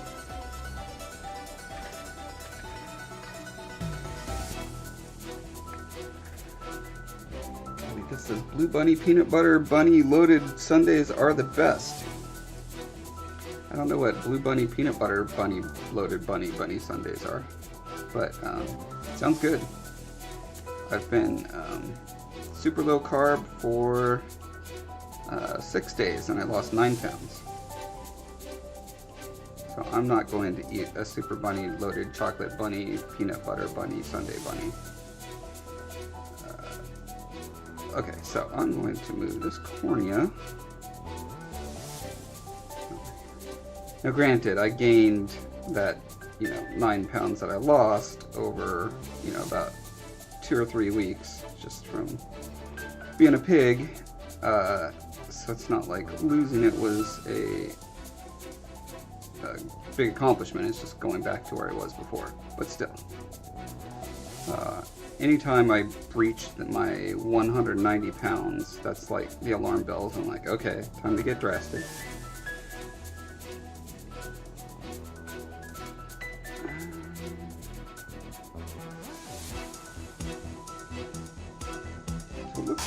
Looks like the upper eyelid on this one already follows the cornea really well, so. Alright, mission accomplished, cornea. You can go to the bosom of your forefathers. Deleted.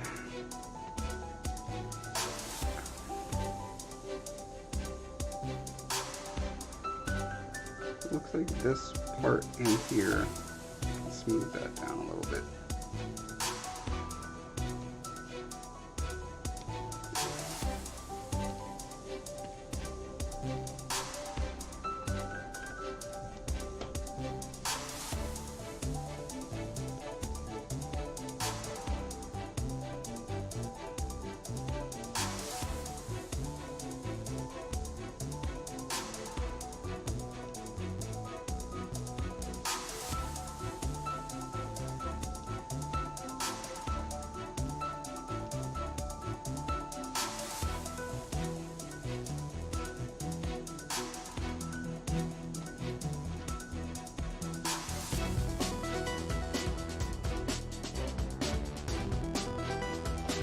This is their small ice cream things that have the good stuff in them. Lots of chocolate sauce and peanut butter bits and stuff. So they're also loaded with calories. The good stuff always is. So while I'm looking at my little artificial highlights, I might as well fix up this one too.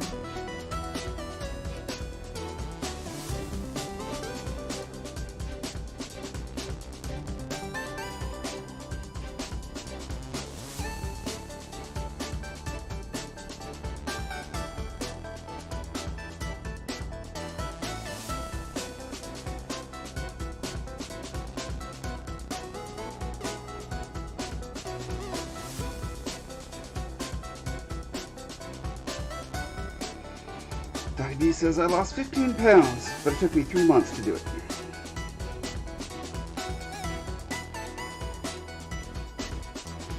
You know, it's all about just deciding that this is what your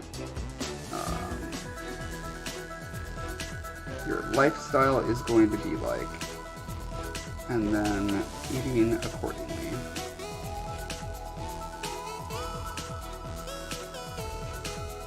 Thing that never works is to say, I'm going to temporarily do something extreme.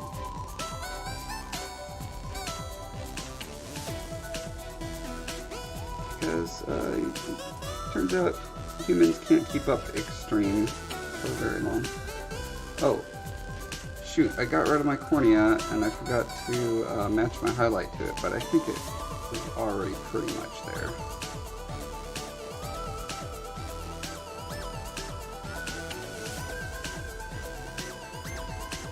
One looks darker, and I'm wondering if it's just because of highlighting. It might be. Yeah, I think it is. Okay, yeah, there it is.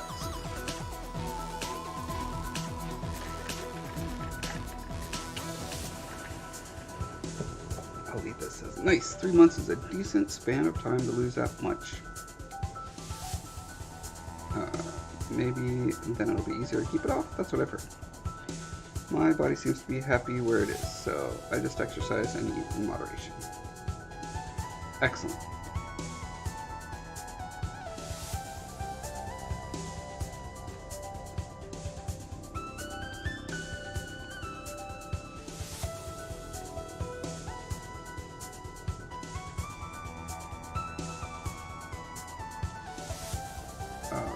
Now I think we can get back to this upper eyelid.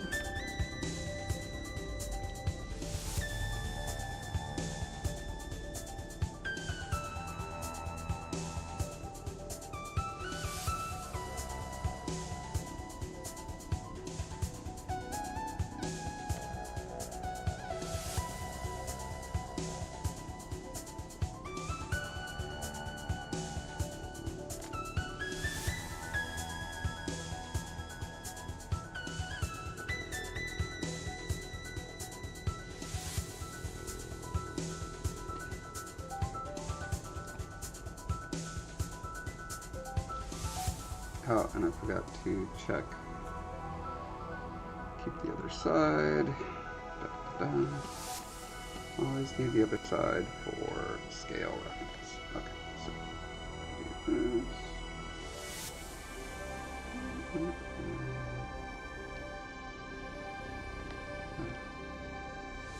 Didn't get the right amount.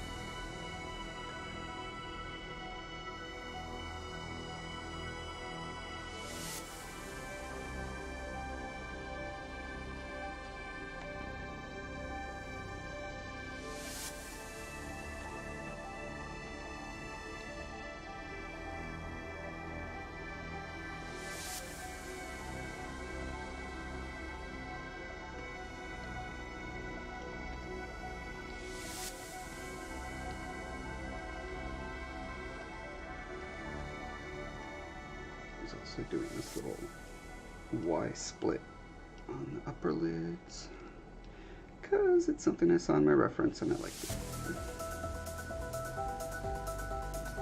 Reference is so great and so important. So many ideas that your brain just won't generate without it.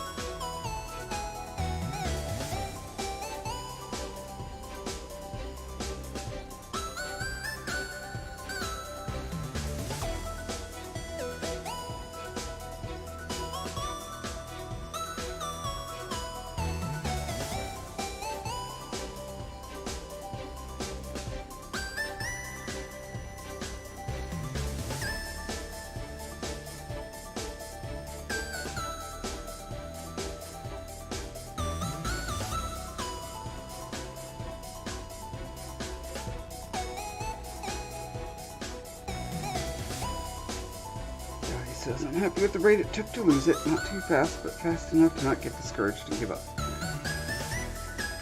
That is the sweet spot.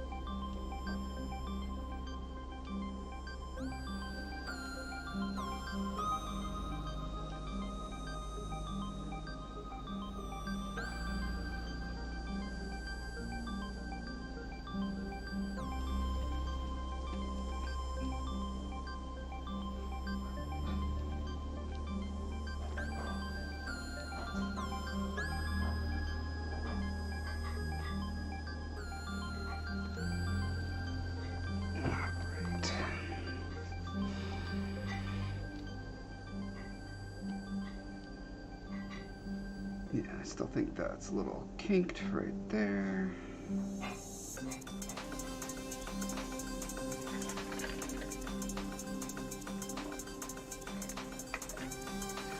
His whiskers are also still perfectly symmetrical. Gonna need to change that.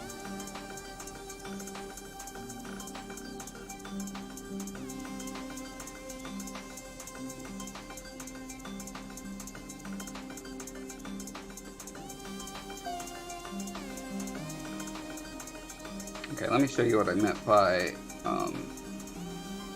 the head. Like I can't. It's not Dynamesh like I usually do with everything. You can see when you go into frame mode how these quads are laid out. Like you can follow these lines all the way around.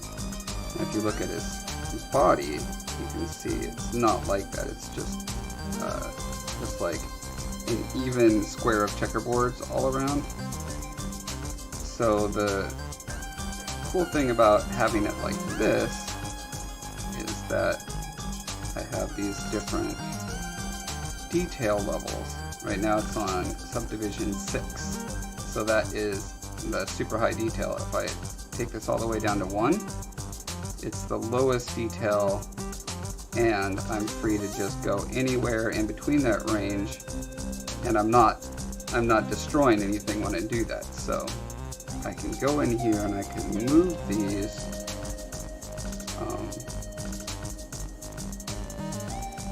kind of smooth out this kink that I accidentally made.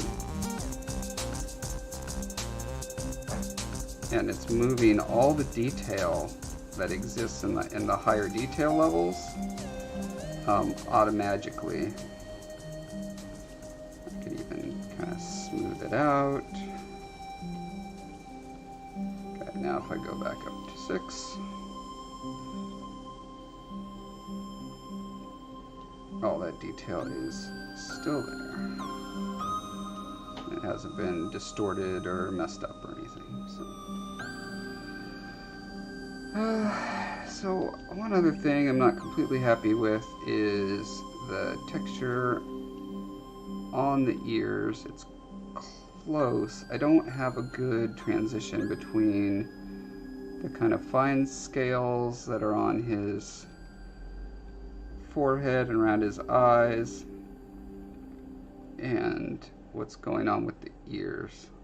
It seems like what I could probably do, because the scales around the eyes are so big compared to the forehead, I think what I might do is I might smooth out the ones on the forehead, make them more like around the eyes, and then do this super fine light scales up the ears. I think that will make me happy. Ooh, man, look what I did here. So when I moved the ears, this part got stretched really bad. So this is what a typical little horn is, and this one is just all screwed up. So again, should be able to fix that by going down to my lowest subdivision level. And putting, like, I don't mind stretch around this kind of area.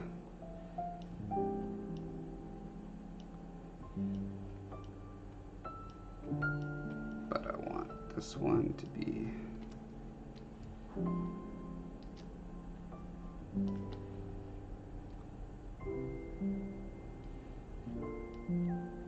more like the other spines. Sometimes when you do a lot of movement too, you want to kind of go into the mid-level. Make sure it's right at that stage as well. And then the nice thing is when you smooth at this level, you're not smoothing away the details. At least not much.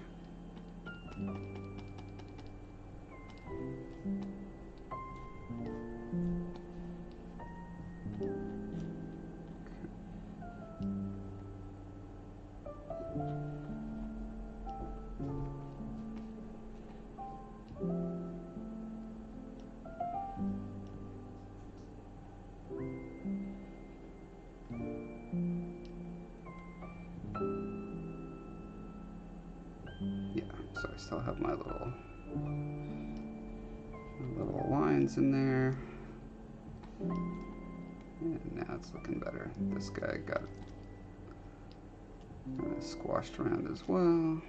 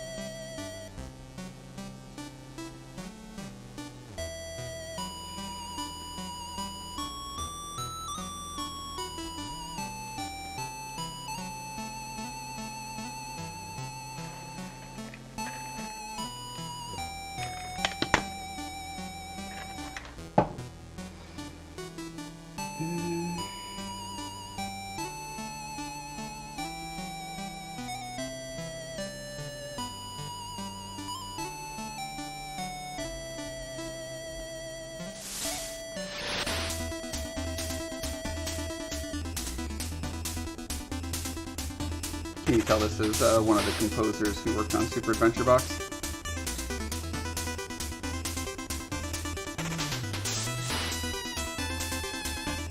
Oh. So, I'm gonna smooth on the top level this time. So this is kind of doing the opposite of what I did before. Because if you smooth at this level, you're leaving the bigger, more tertiary or secondary forms in place. Because I just want the scales to match what's around the eyes, but I want to keep all the kind of folds and wrinkles that I sculpted in originally.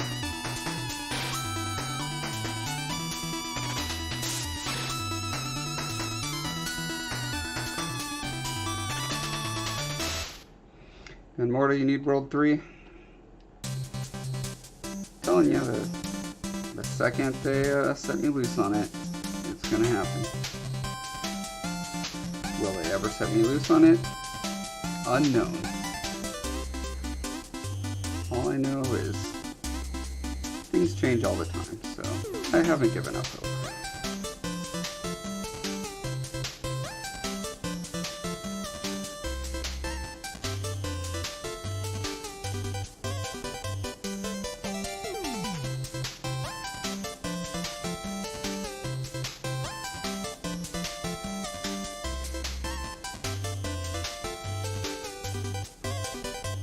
And Morta, you completed World 1 in Tribulation mode, huh? That's impressive. It was, I'm trying to think if that's actually the hardest thing that well, I think the hardest thing I ever did was World 2 in Tribulation mode. Hardest video game thing. And I've done a lot of hard video game things.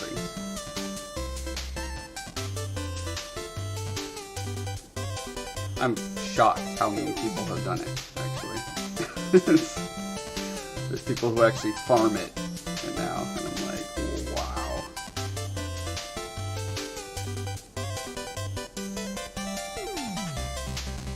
Considering it was a mode that was like specifically created to just be a troll. You know, it's just like, I just want to make something as purposefully, ridiculously unfair and mean as possible, because I've played games like that before and they were just hilarious to me.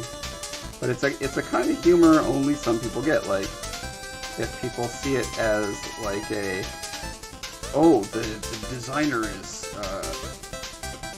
like questioning me or something. I don't know. Some people take certain design elements personally when they're not intended to be that way.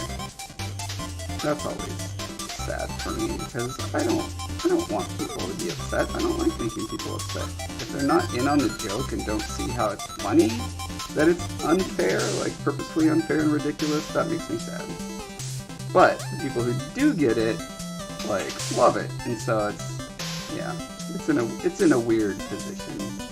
A weird design space. That's uncomfortable for me personally, but that doesn't stop me from doing it. If I played Cuphead, you know what? Cuphead defeated me. Cuphead absolutely defeated me. I could not. I think I got to maybe the like 5th or 6th boss and was like, no, no. Which is sad because I love, I mean, how could you not love the art of that game? It's so delightful.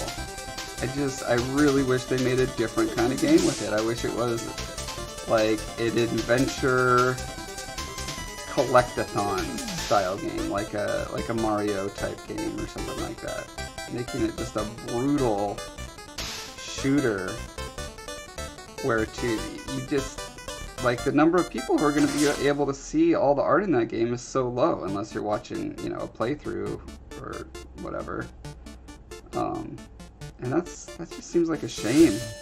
Like, that much incredible art wasted in the sense that so few people get to see it because they chose to make a ridiculously difficult shooter game out of it.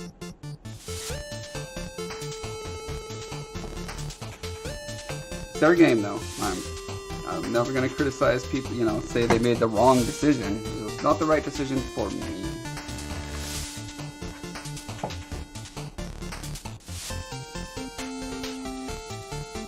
Says, well, I like it when you can run people. Now you get kicked out if you join after it starts, and all people have to step on keys to set the checkpoint. Yeah, that was the only way to keep people from cheating it. To make the rewards actually meaningful.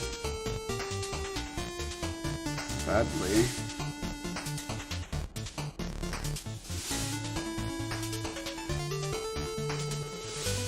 There are a lot of things you have to do for multiplayer games that you don't have to worry about in single-player games.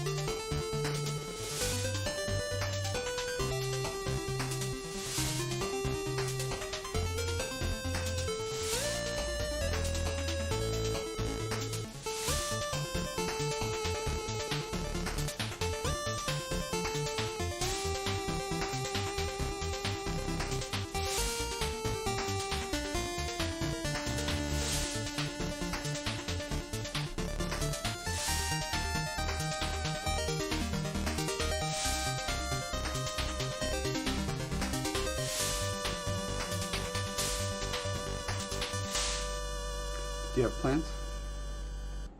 Or did you want TV?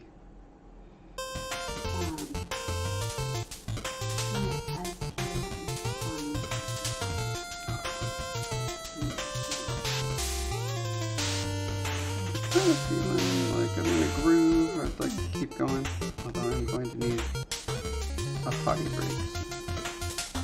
Where do you need help finding?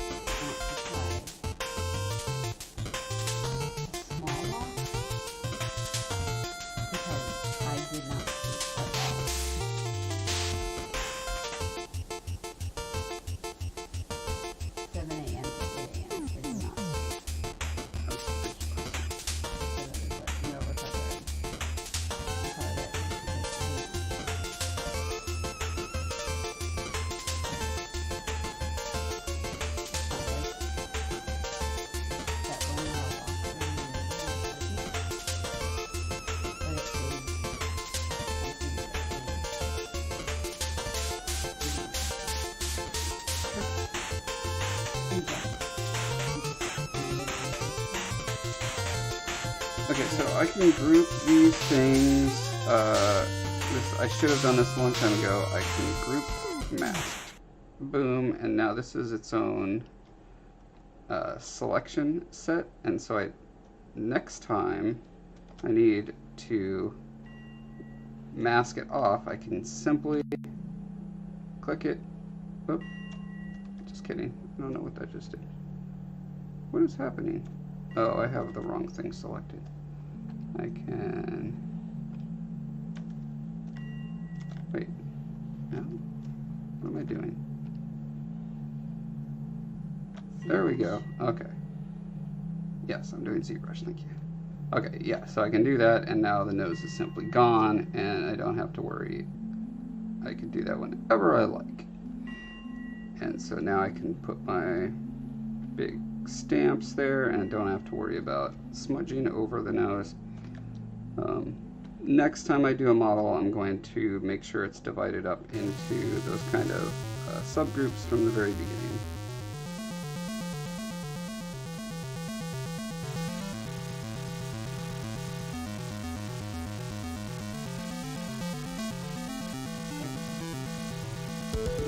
All about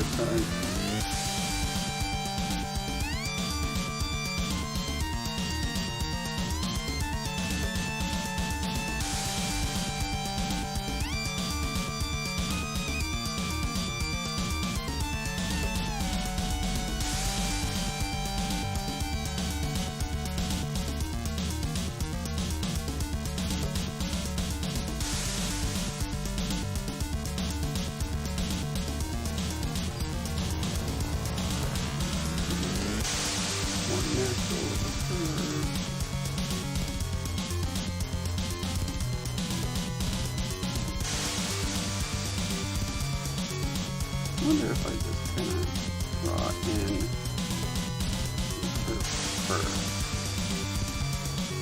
and then stamp over that.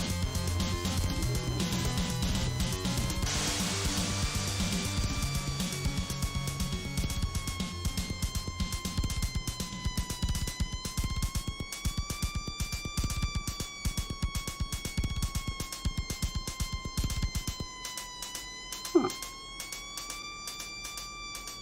Seems to work better than working the seams in after. That's good to know. Okay, so I'll go ahead then and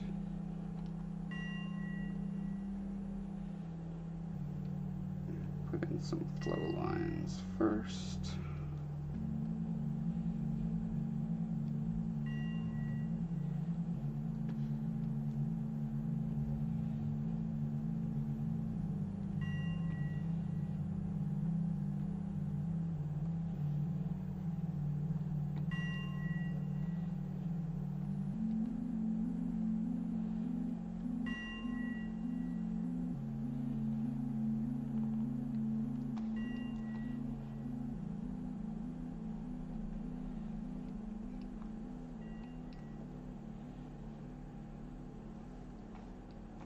I like pug noses so much that I decided to give them 6 pug noses. That makes them 6 times as cute as a pug.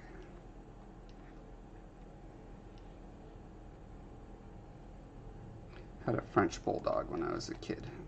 I always thought those were super cute dogs.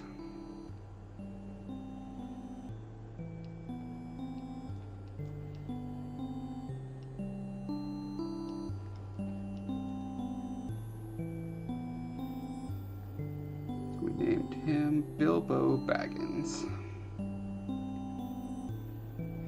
was a black dog, and we lived in Texas. And we had a kiddie pool that he would jump into quite often because it was very hot out. And then the tragic end to that story is that my sister locked him in the side yard. One day, we got back from church and he was dead from heat exhaustion, trapped in the hot side yard with no swimming pool to jump into. Rip Bilbo. Man, I was devastated.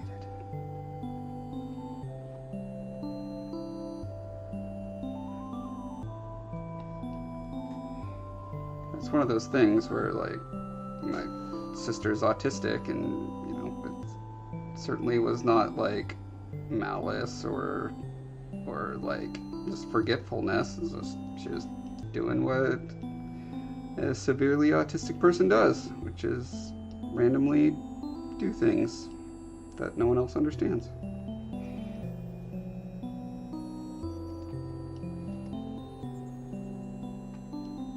Yeah, sorry for that sad story. But, that's what pug noses makes me think of now.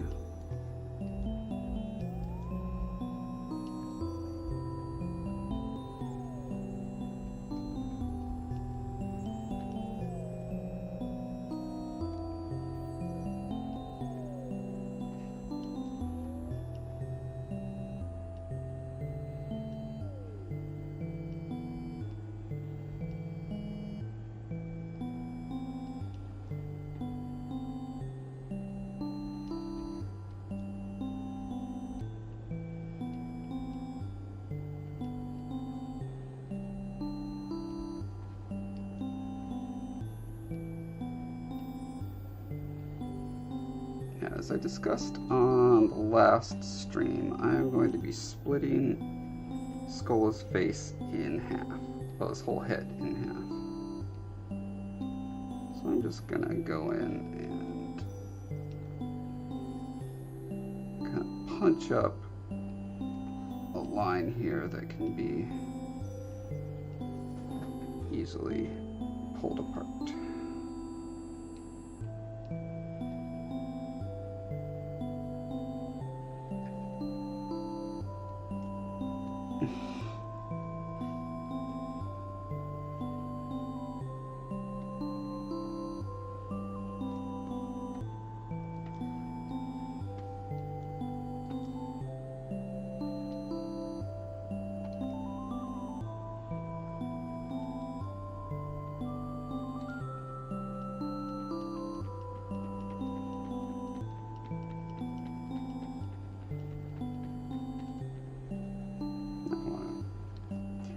Punch up the lobes a little bit so that the line is not apparent. It should run naturally with the topology of the head.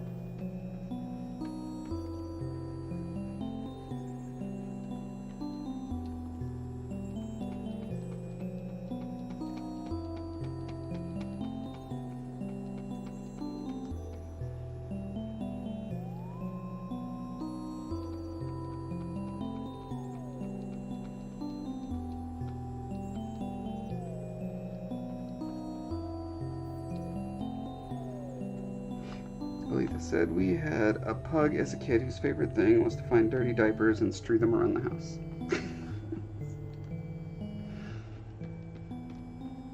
Good times.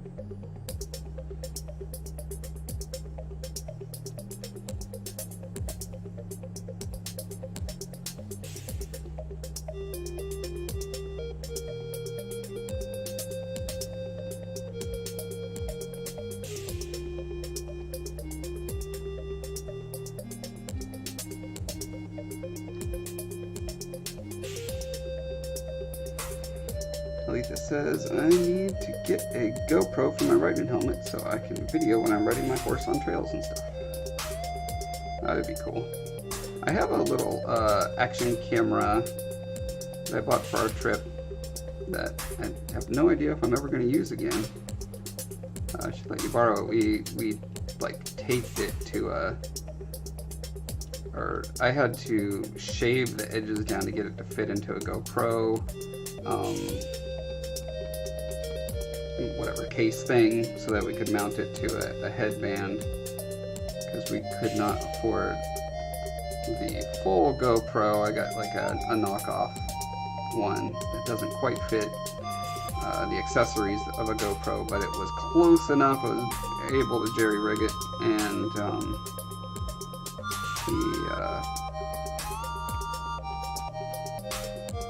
I mean the video looks great. So if you want to borrow that next time you're up or we come down, let me know. I'll bring it.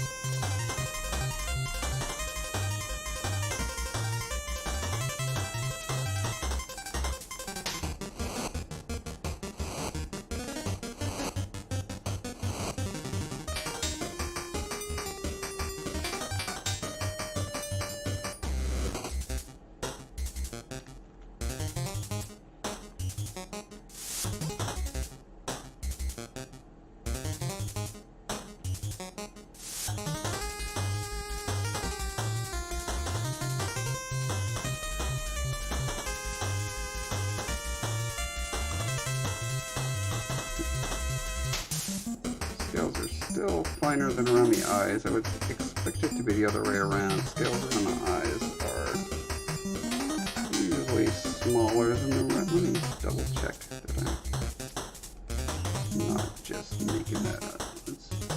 Yeah, you look at how small these are compared to out here.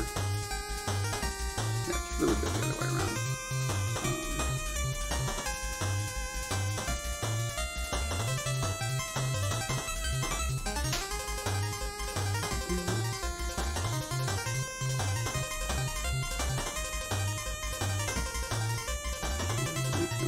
How big would that be?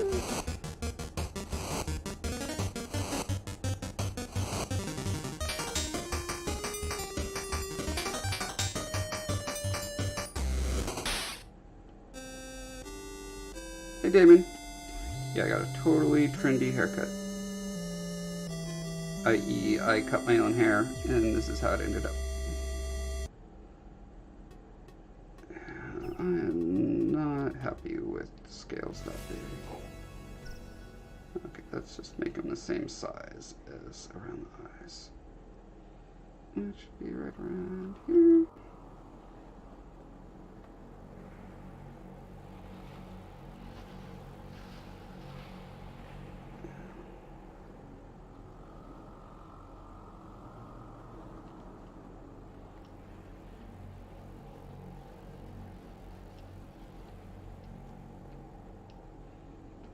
Yeah, okay.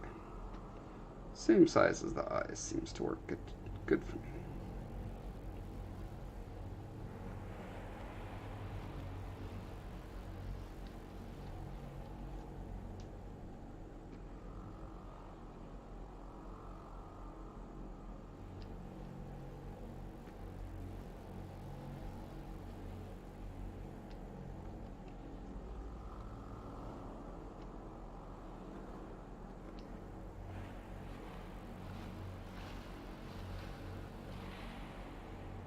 Yeah, it's funny. I've had the same, pretty much the same hairstyle for like a decade. I know this because I had it when I started, or well, okay, 2008. Sorry, 7 or 8 years, I guess. When I started this cutscene subversion project, I still had longish dyed red hair because when I was, and that was 2010, dressed as John Marston, the cowboy. I remember, just slicking it back and putting my cowboy hat over it. And it was shortly after that that I did the blonde because I've got lots of footage of me doing other early scenes in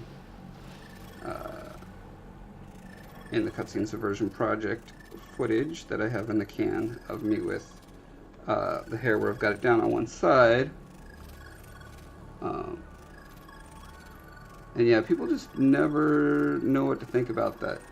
It's either really out of date, or it's like trendy, or it's hipster, or it's emo, whatever. Like, everyone seems to think that I'm trying to project some image that I'm not. It's just like, you know what? I found something that's weird enough that I like it, and easy enough that I can do it myself.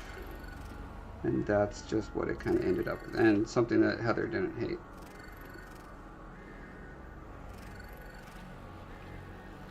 And this is just only slightly. It's just like my one side isn't down, so. Don't worry, my one side down will be back. It's back pretty much every day. I know everyone was very worried.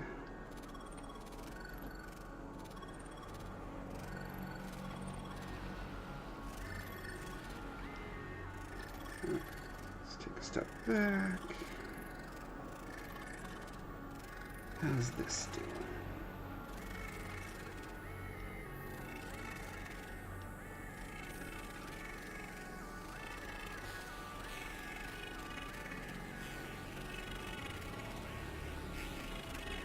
Yeah, this is fine.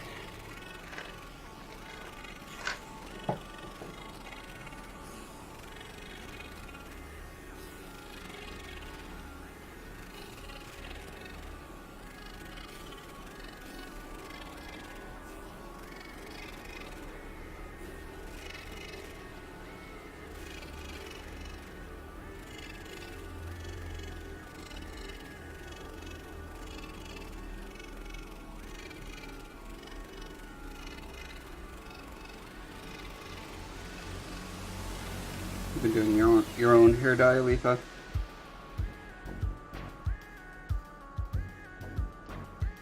Yeah, I've never paid to have mine dyed.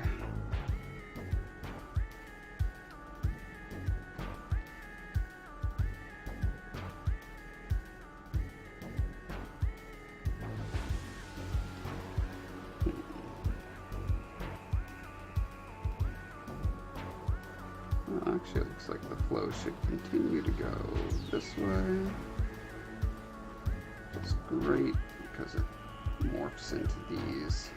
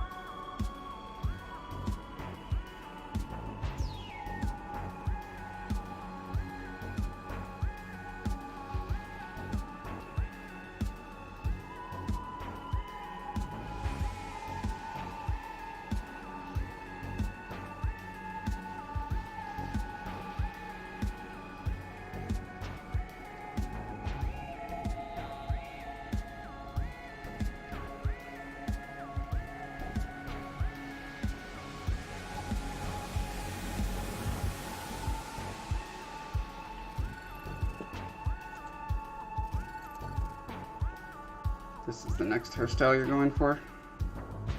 Oh, fancy. I don't know how you get that swirl.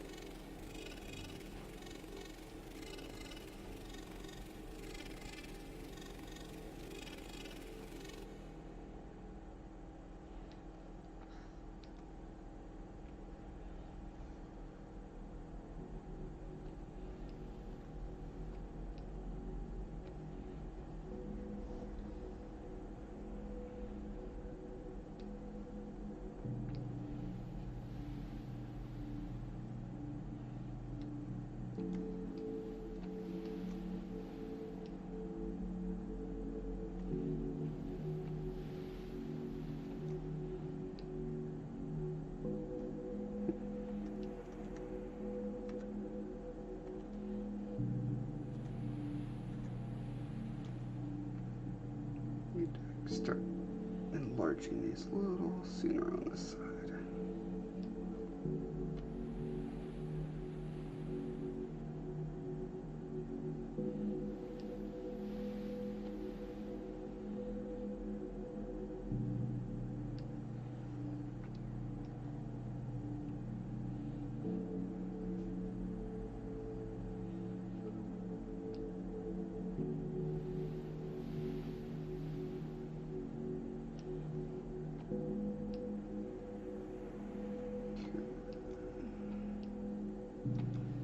As they get bigger, I'm going to make them a little less intense. So it rolls up the forehead.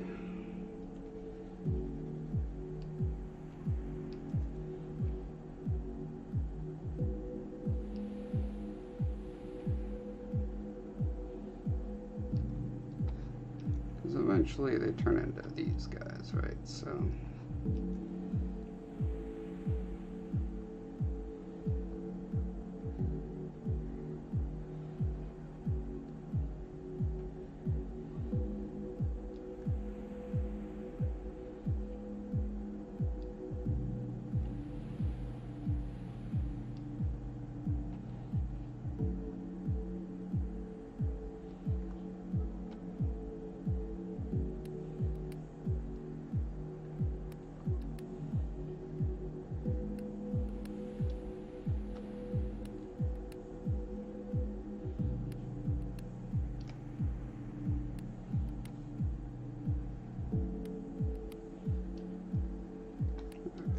then I'll go in, just start punching up a few of them.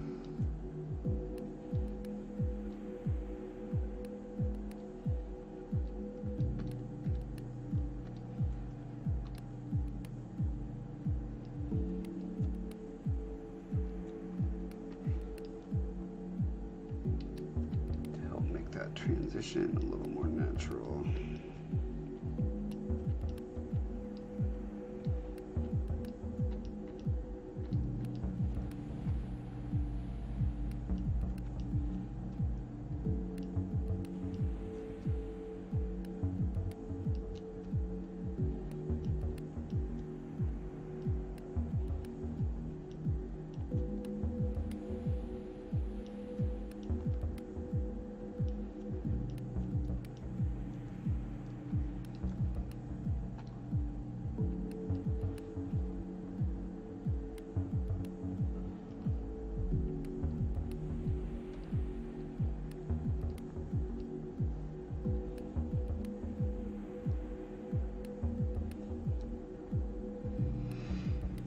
Lita says, it won't be amazingly styled most days since I just go to the barn and wear a helmet while riding, but sometimes it will be epic.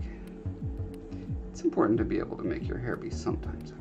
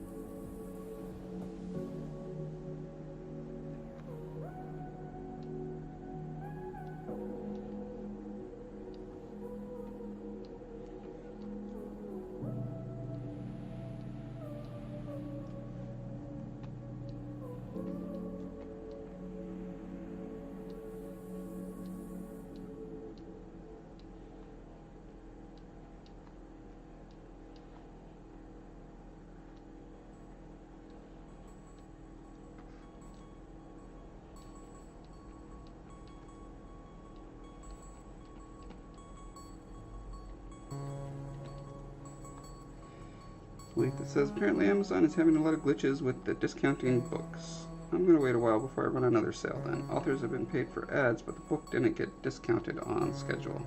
Ugh. That's no good.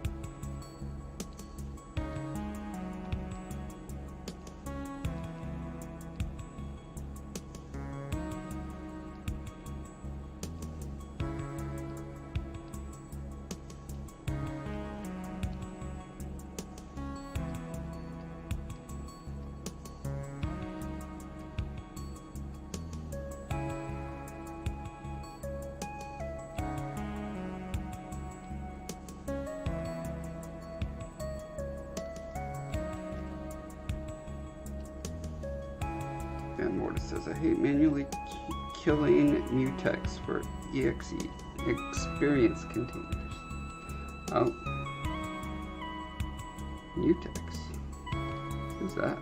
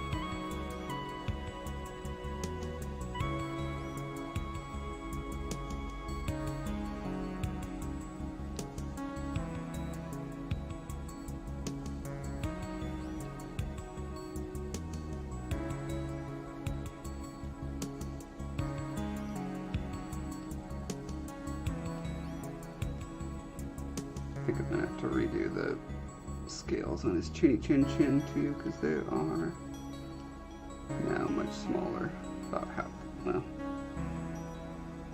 not bigger enough. The other thing I'm gonna do before I forget, let's see, select his eyeball.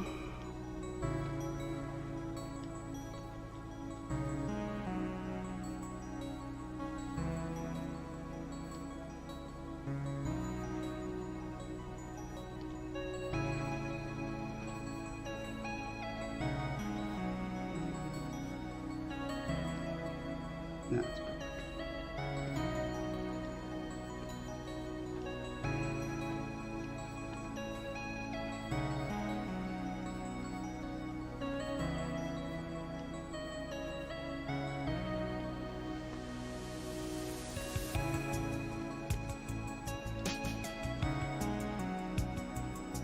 perfect.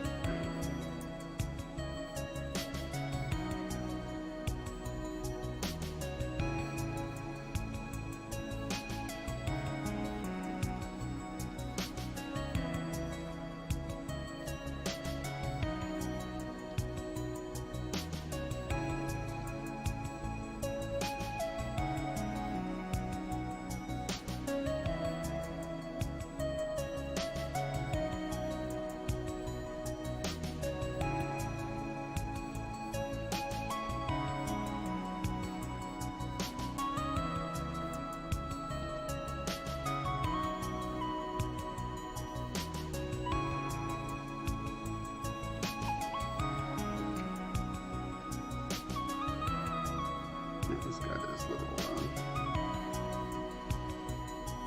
secondary eyelid on both eyes.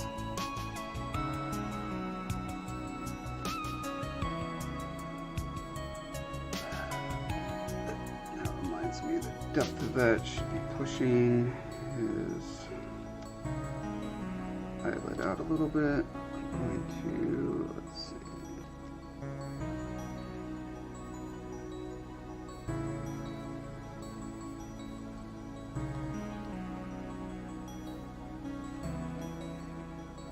Step down a couple levels. 4.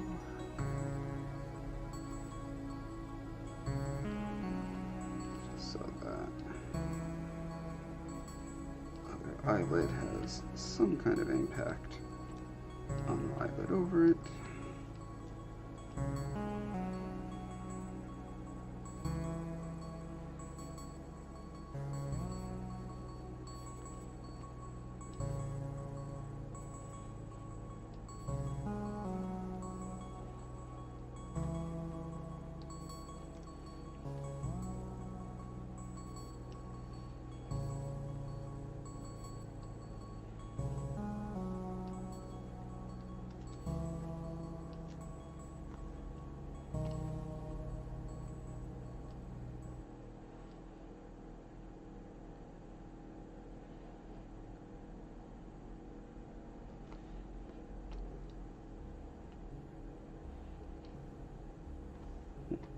It's at an awkward angle.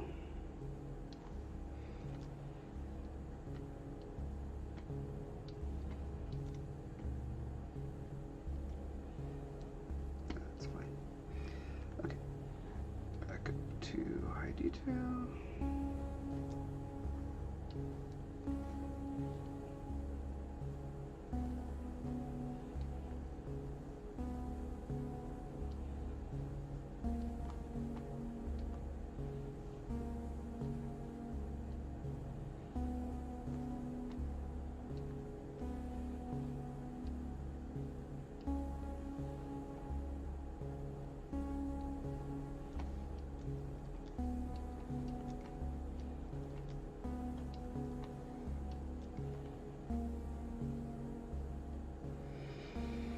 And Morta says it prevents you from running the same exe twice.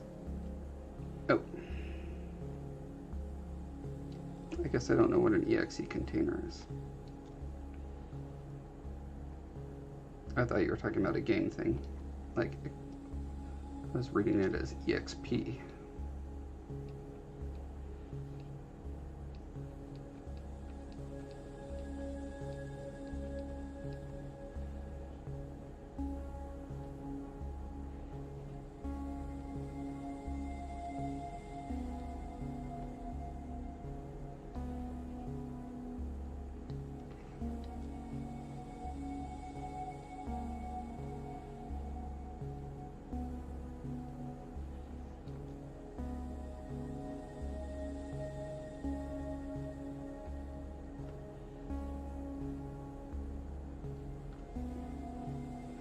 It is a game thing. It prevents me from running Guild Wars 2 twice, so I can use both my accounts. Laptop is updating, so I have to dual box.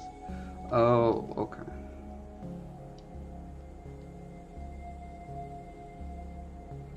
That's some serious dedication right there. I applaud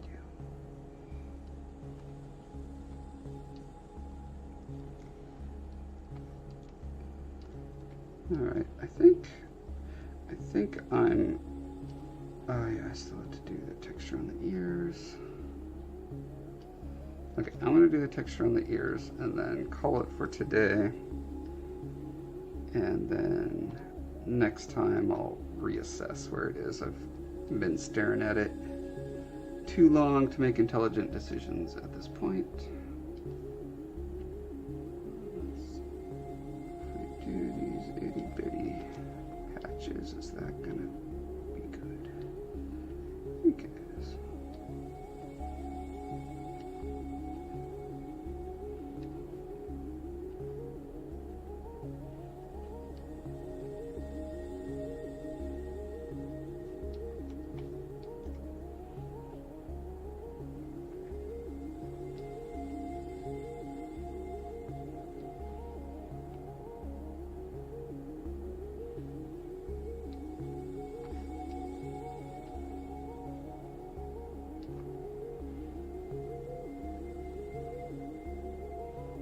Van Mortis says 20,000 hours across Guild Wars 1 and 2.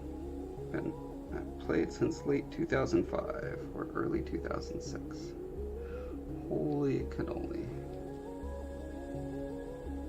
You have doubled the 10,000 hour rule, so now you should be twice as good at Guild Wars as the greatest master.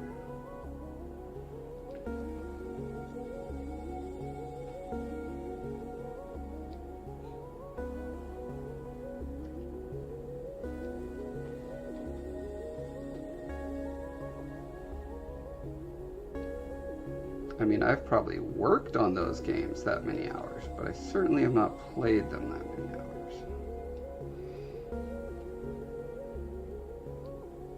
Super glad someone is, though.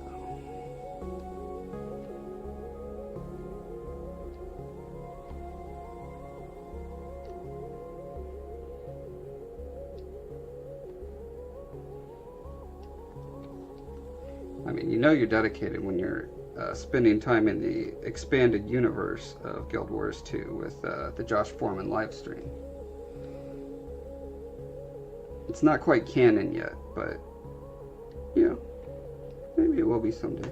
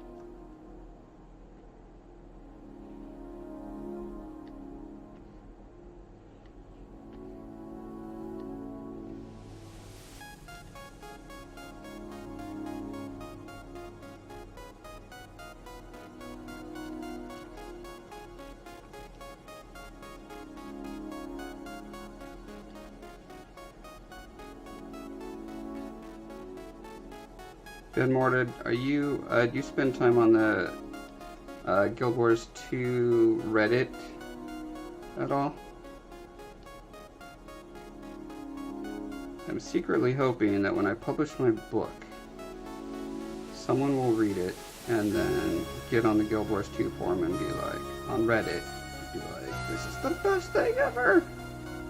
The guy who made SAB wrote a book. You all should buy it.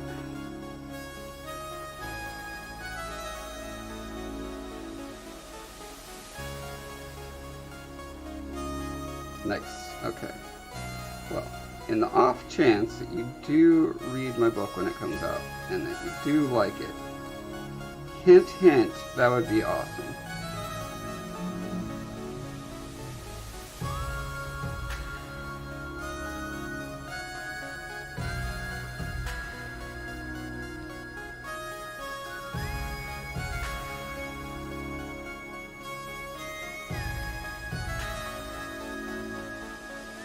I feel like a lot of people who like Guild Wars would like my book.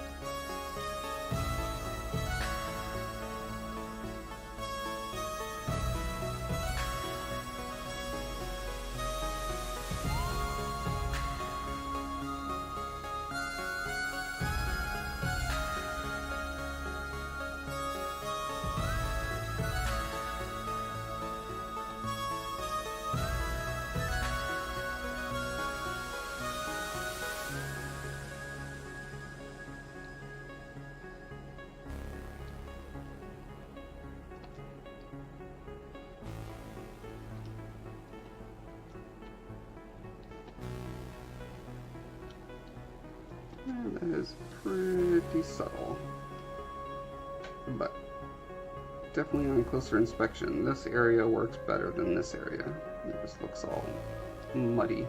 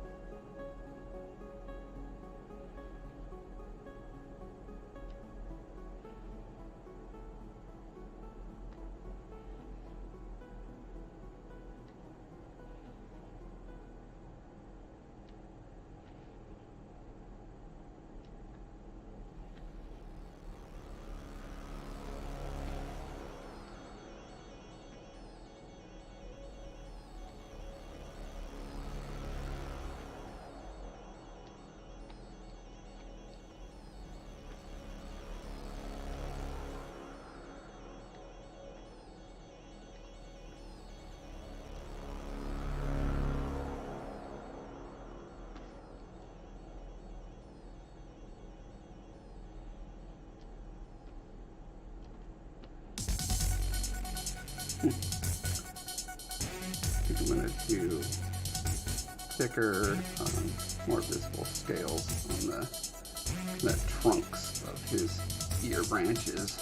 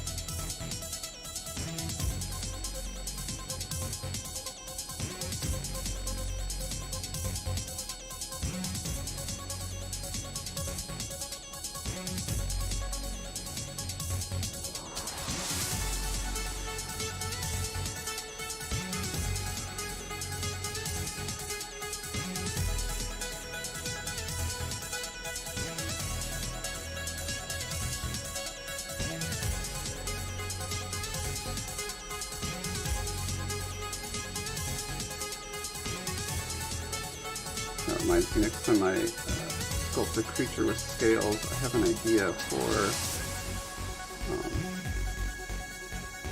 using nano mesh for the scales.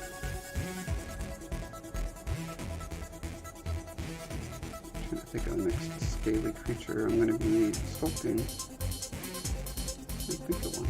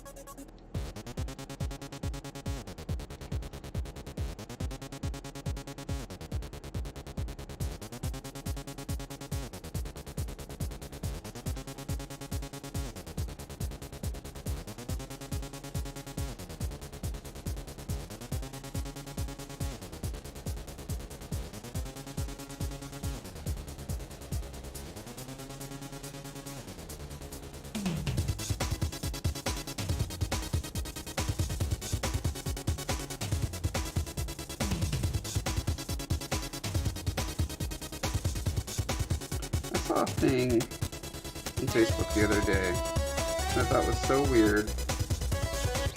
A question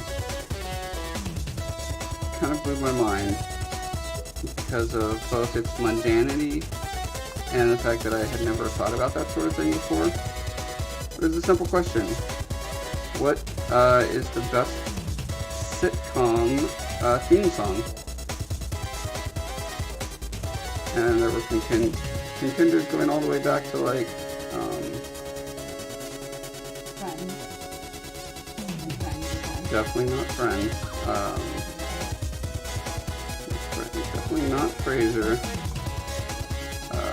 Some of the, like Mork and Mindy and like 70s sitcoms. And I don't even know. I'm trying to remember if like the really early sitcoms, like the Honeymooners and stuff, if those had theme songs.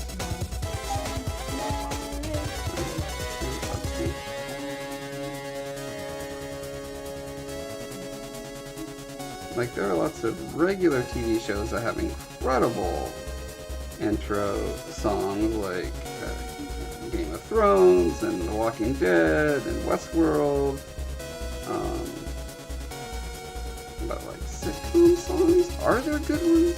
Oh, I know. There's one that I actually sit and listen to all the way through from time to time because I love it so much. And that's the BoJack Horseman. Perfect Strangers. What's Perfect Oh my Strangers? god, I used to love her. How does that one go? I had it on. I found it on TV one time. I remember. Really garlic and cauliflower. Oh, wow. Yeah, it was terrible. Oh, the Absolutely 80s. terrible. I thought it was so good. I mean, that's what Was it 80s BoJack or is all 90s? about. I thought you liked BoJack because of the text. I do like your simulation of the song. Wait, didn't BoJack also have an episode where he was singing? Who was that? Oh, no. It was Touch Cornell where he was singing songs. Oh, he's And doing it was video a video games. game? Hilarious. We're really bad. That's my head. Non-stop. And that's what my partner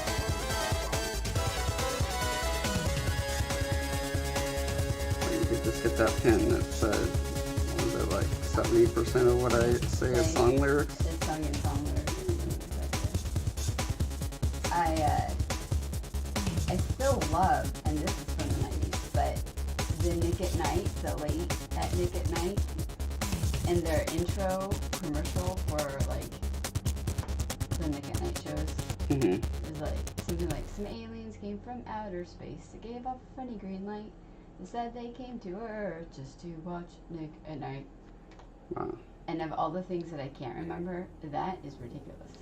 that is ridiculous. Of all the lyrics I have tried to learn, that is ridiculous. Although, ooh, It's Perfect Strangers. Oh, it's got harmonica. yep.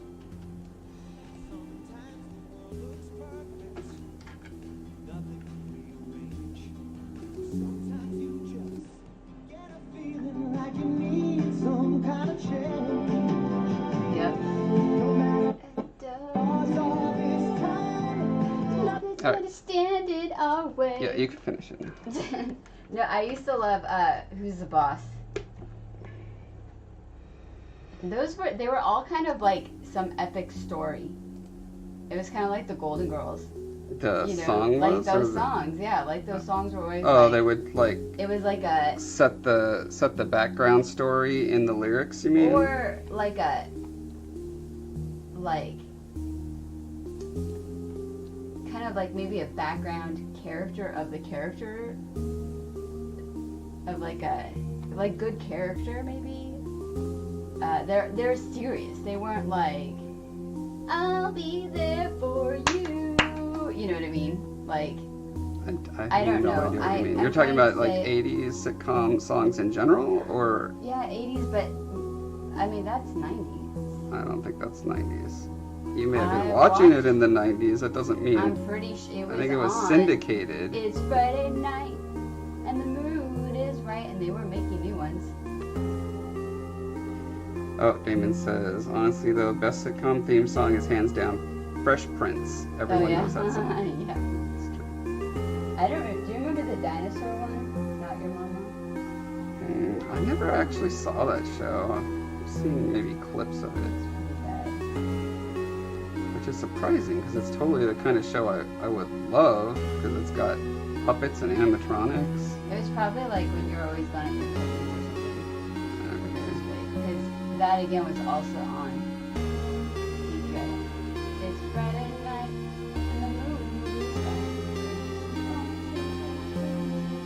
It's like Full House, Dinosaurs, Perfect Strangers, and Urkel, Alan Adder.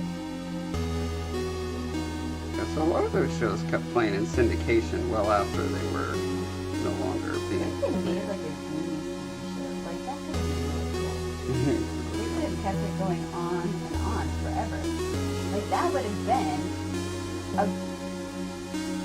like an endless like plot supplier. Some I don't know.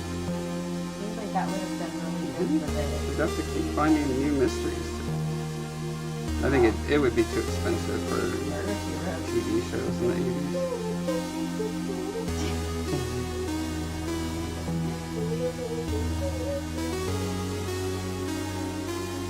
I was just listening to a podcast called Retronauts where they were talking about Goonies.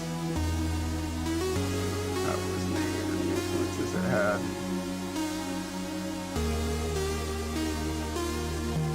They threatened to make a sequel several times in the last decade or so. They've had the whole cast together, like for pictures.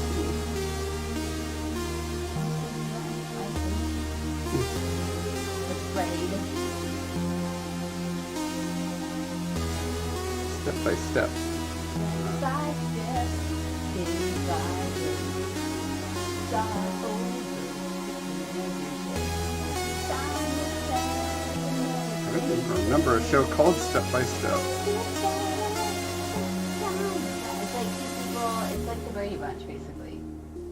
But with the girl who always had the With the dragon thighs, tattoo. steel thighs, the thigh master girl. Thigh Goldie, wait. Huh. I think it was her.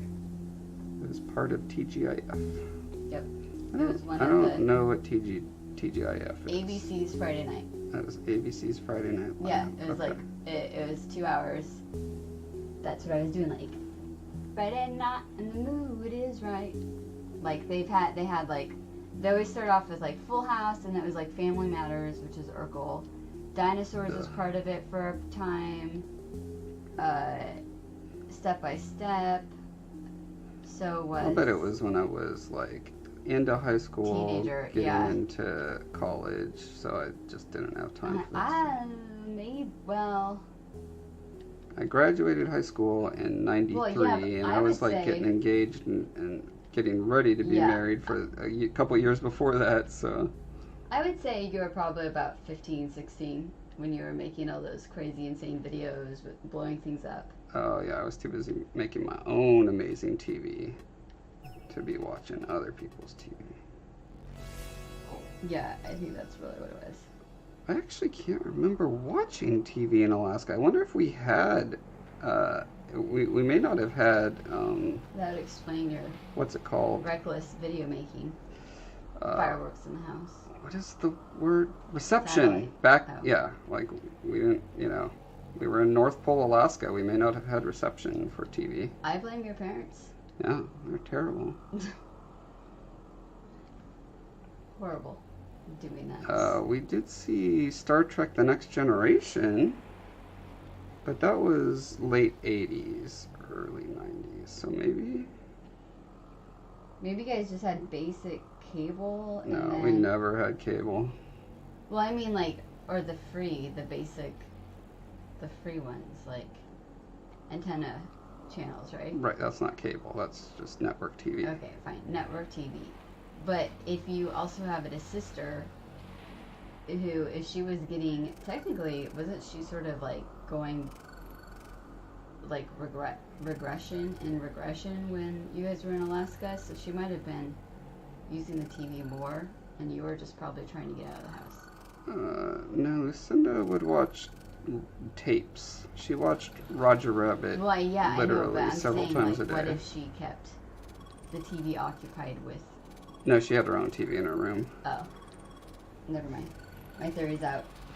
We should just. Do you want me to get your dad on speaker? Frank, tell me this. He can solve this This mystery. is very I have a important. huge gap in my TV Child. pop culture knowledge. This is why Josh is the way he is. Yes, It's, this is why I'm so messed up. turns out John's favorite show is Perfect Strangers as well as your brother got it. He's like, "I watched it."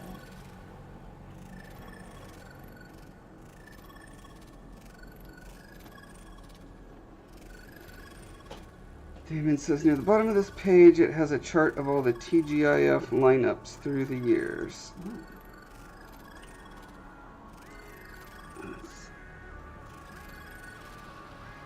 Oh, I was just gonna say I can't Holy read it, cow. but Damon just sent it to me. Massive. Nice. Thanks, Damon. It's like I can't Oh, read here it we from go. the screen.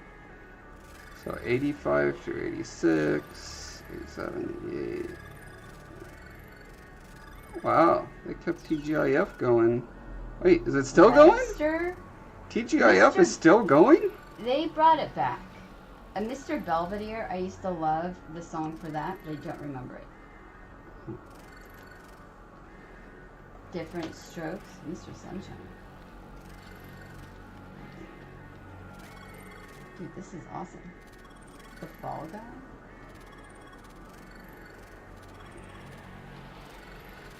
Damon says, I used to have a humongous playlist of cartoon and show intros, but half the videos have been taken down. See, Damon, I thought maybe I could respect your musical opinion when you were saying how bad Jumpsuit is. But you now revealing this makes me doubt everything.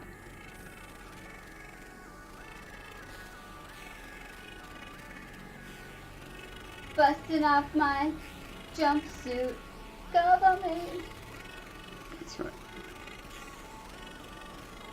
Dinosaurs. So it always sounds weird saying dinosaurs, but no, that's really what it is. The show was literally just called Dinosaurs? It's called Dinosaurs. I'm like, I feel like there's something else. Huh. Baby Talk and Going Places? Do not remember. This Baby Talk, a sitcom about a baby who talked like an adult. Probably, because remember the terrible... Yeah, there were several movies like that. Look Who's Talking. Roseanne was a baby's voice in one of those.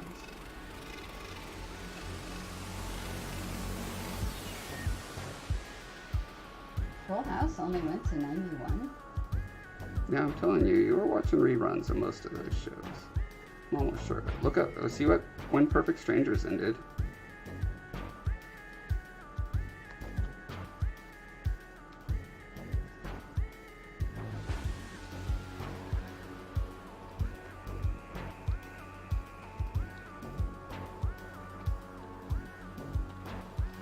Hanging with Mr. Cooper, Sister, Boy Meets World.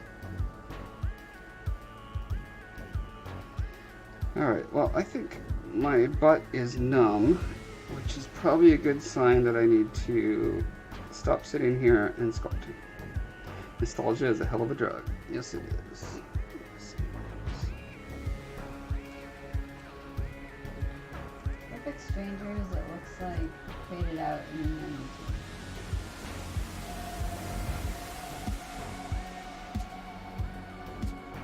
But this is about the time too where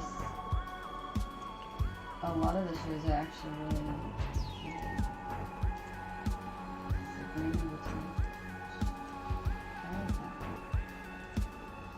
Can't believe your parents let you watch a show about witchcraft. I was older.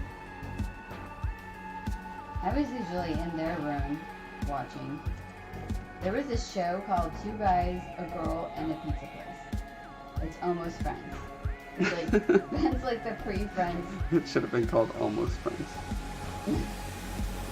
Brothers Keeper. Oh yeah, and then they just were like, 2020. Jeez. The trouble with normal comedy.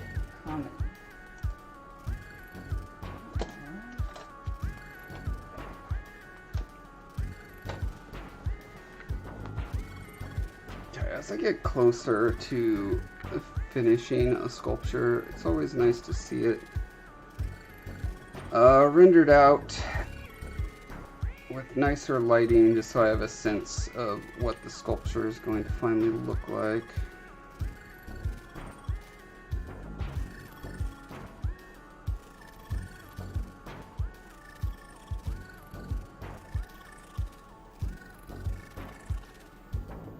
Mortis says, nostalgic is me blowing on a NES cartridge going, come on baby, one more play.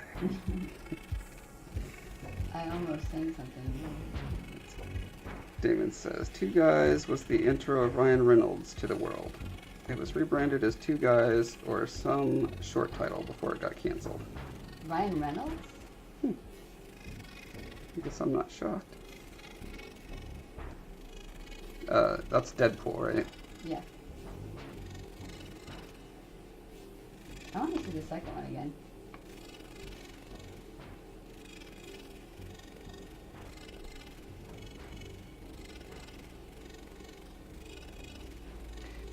Yeah, it's looking pretty good. Stop. Oh, skull. One thing that's bothering me is the hump of the scales on his hump. They do blend into the head, but it's the back of the head, so you don't see the blend. It just goes from this smooth thing to this like weird row of bumps up there. Which means I could either push the blend back over that hump, or I can pull more of those bumpity bumps up onto his head. I think I'll probably do that one. I'll probably pull more nobules onto his head. I think that'll give him more character.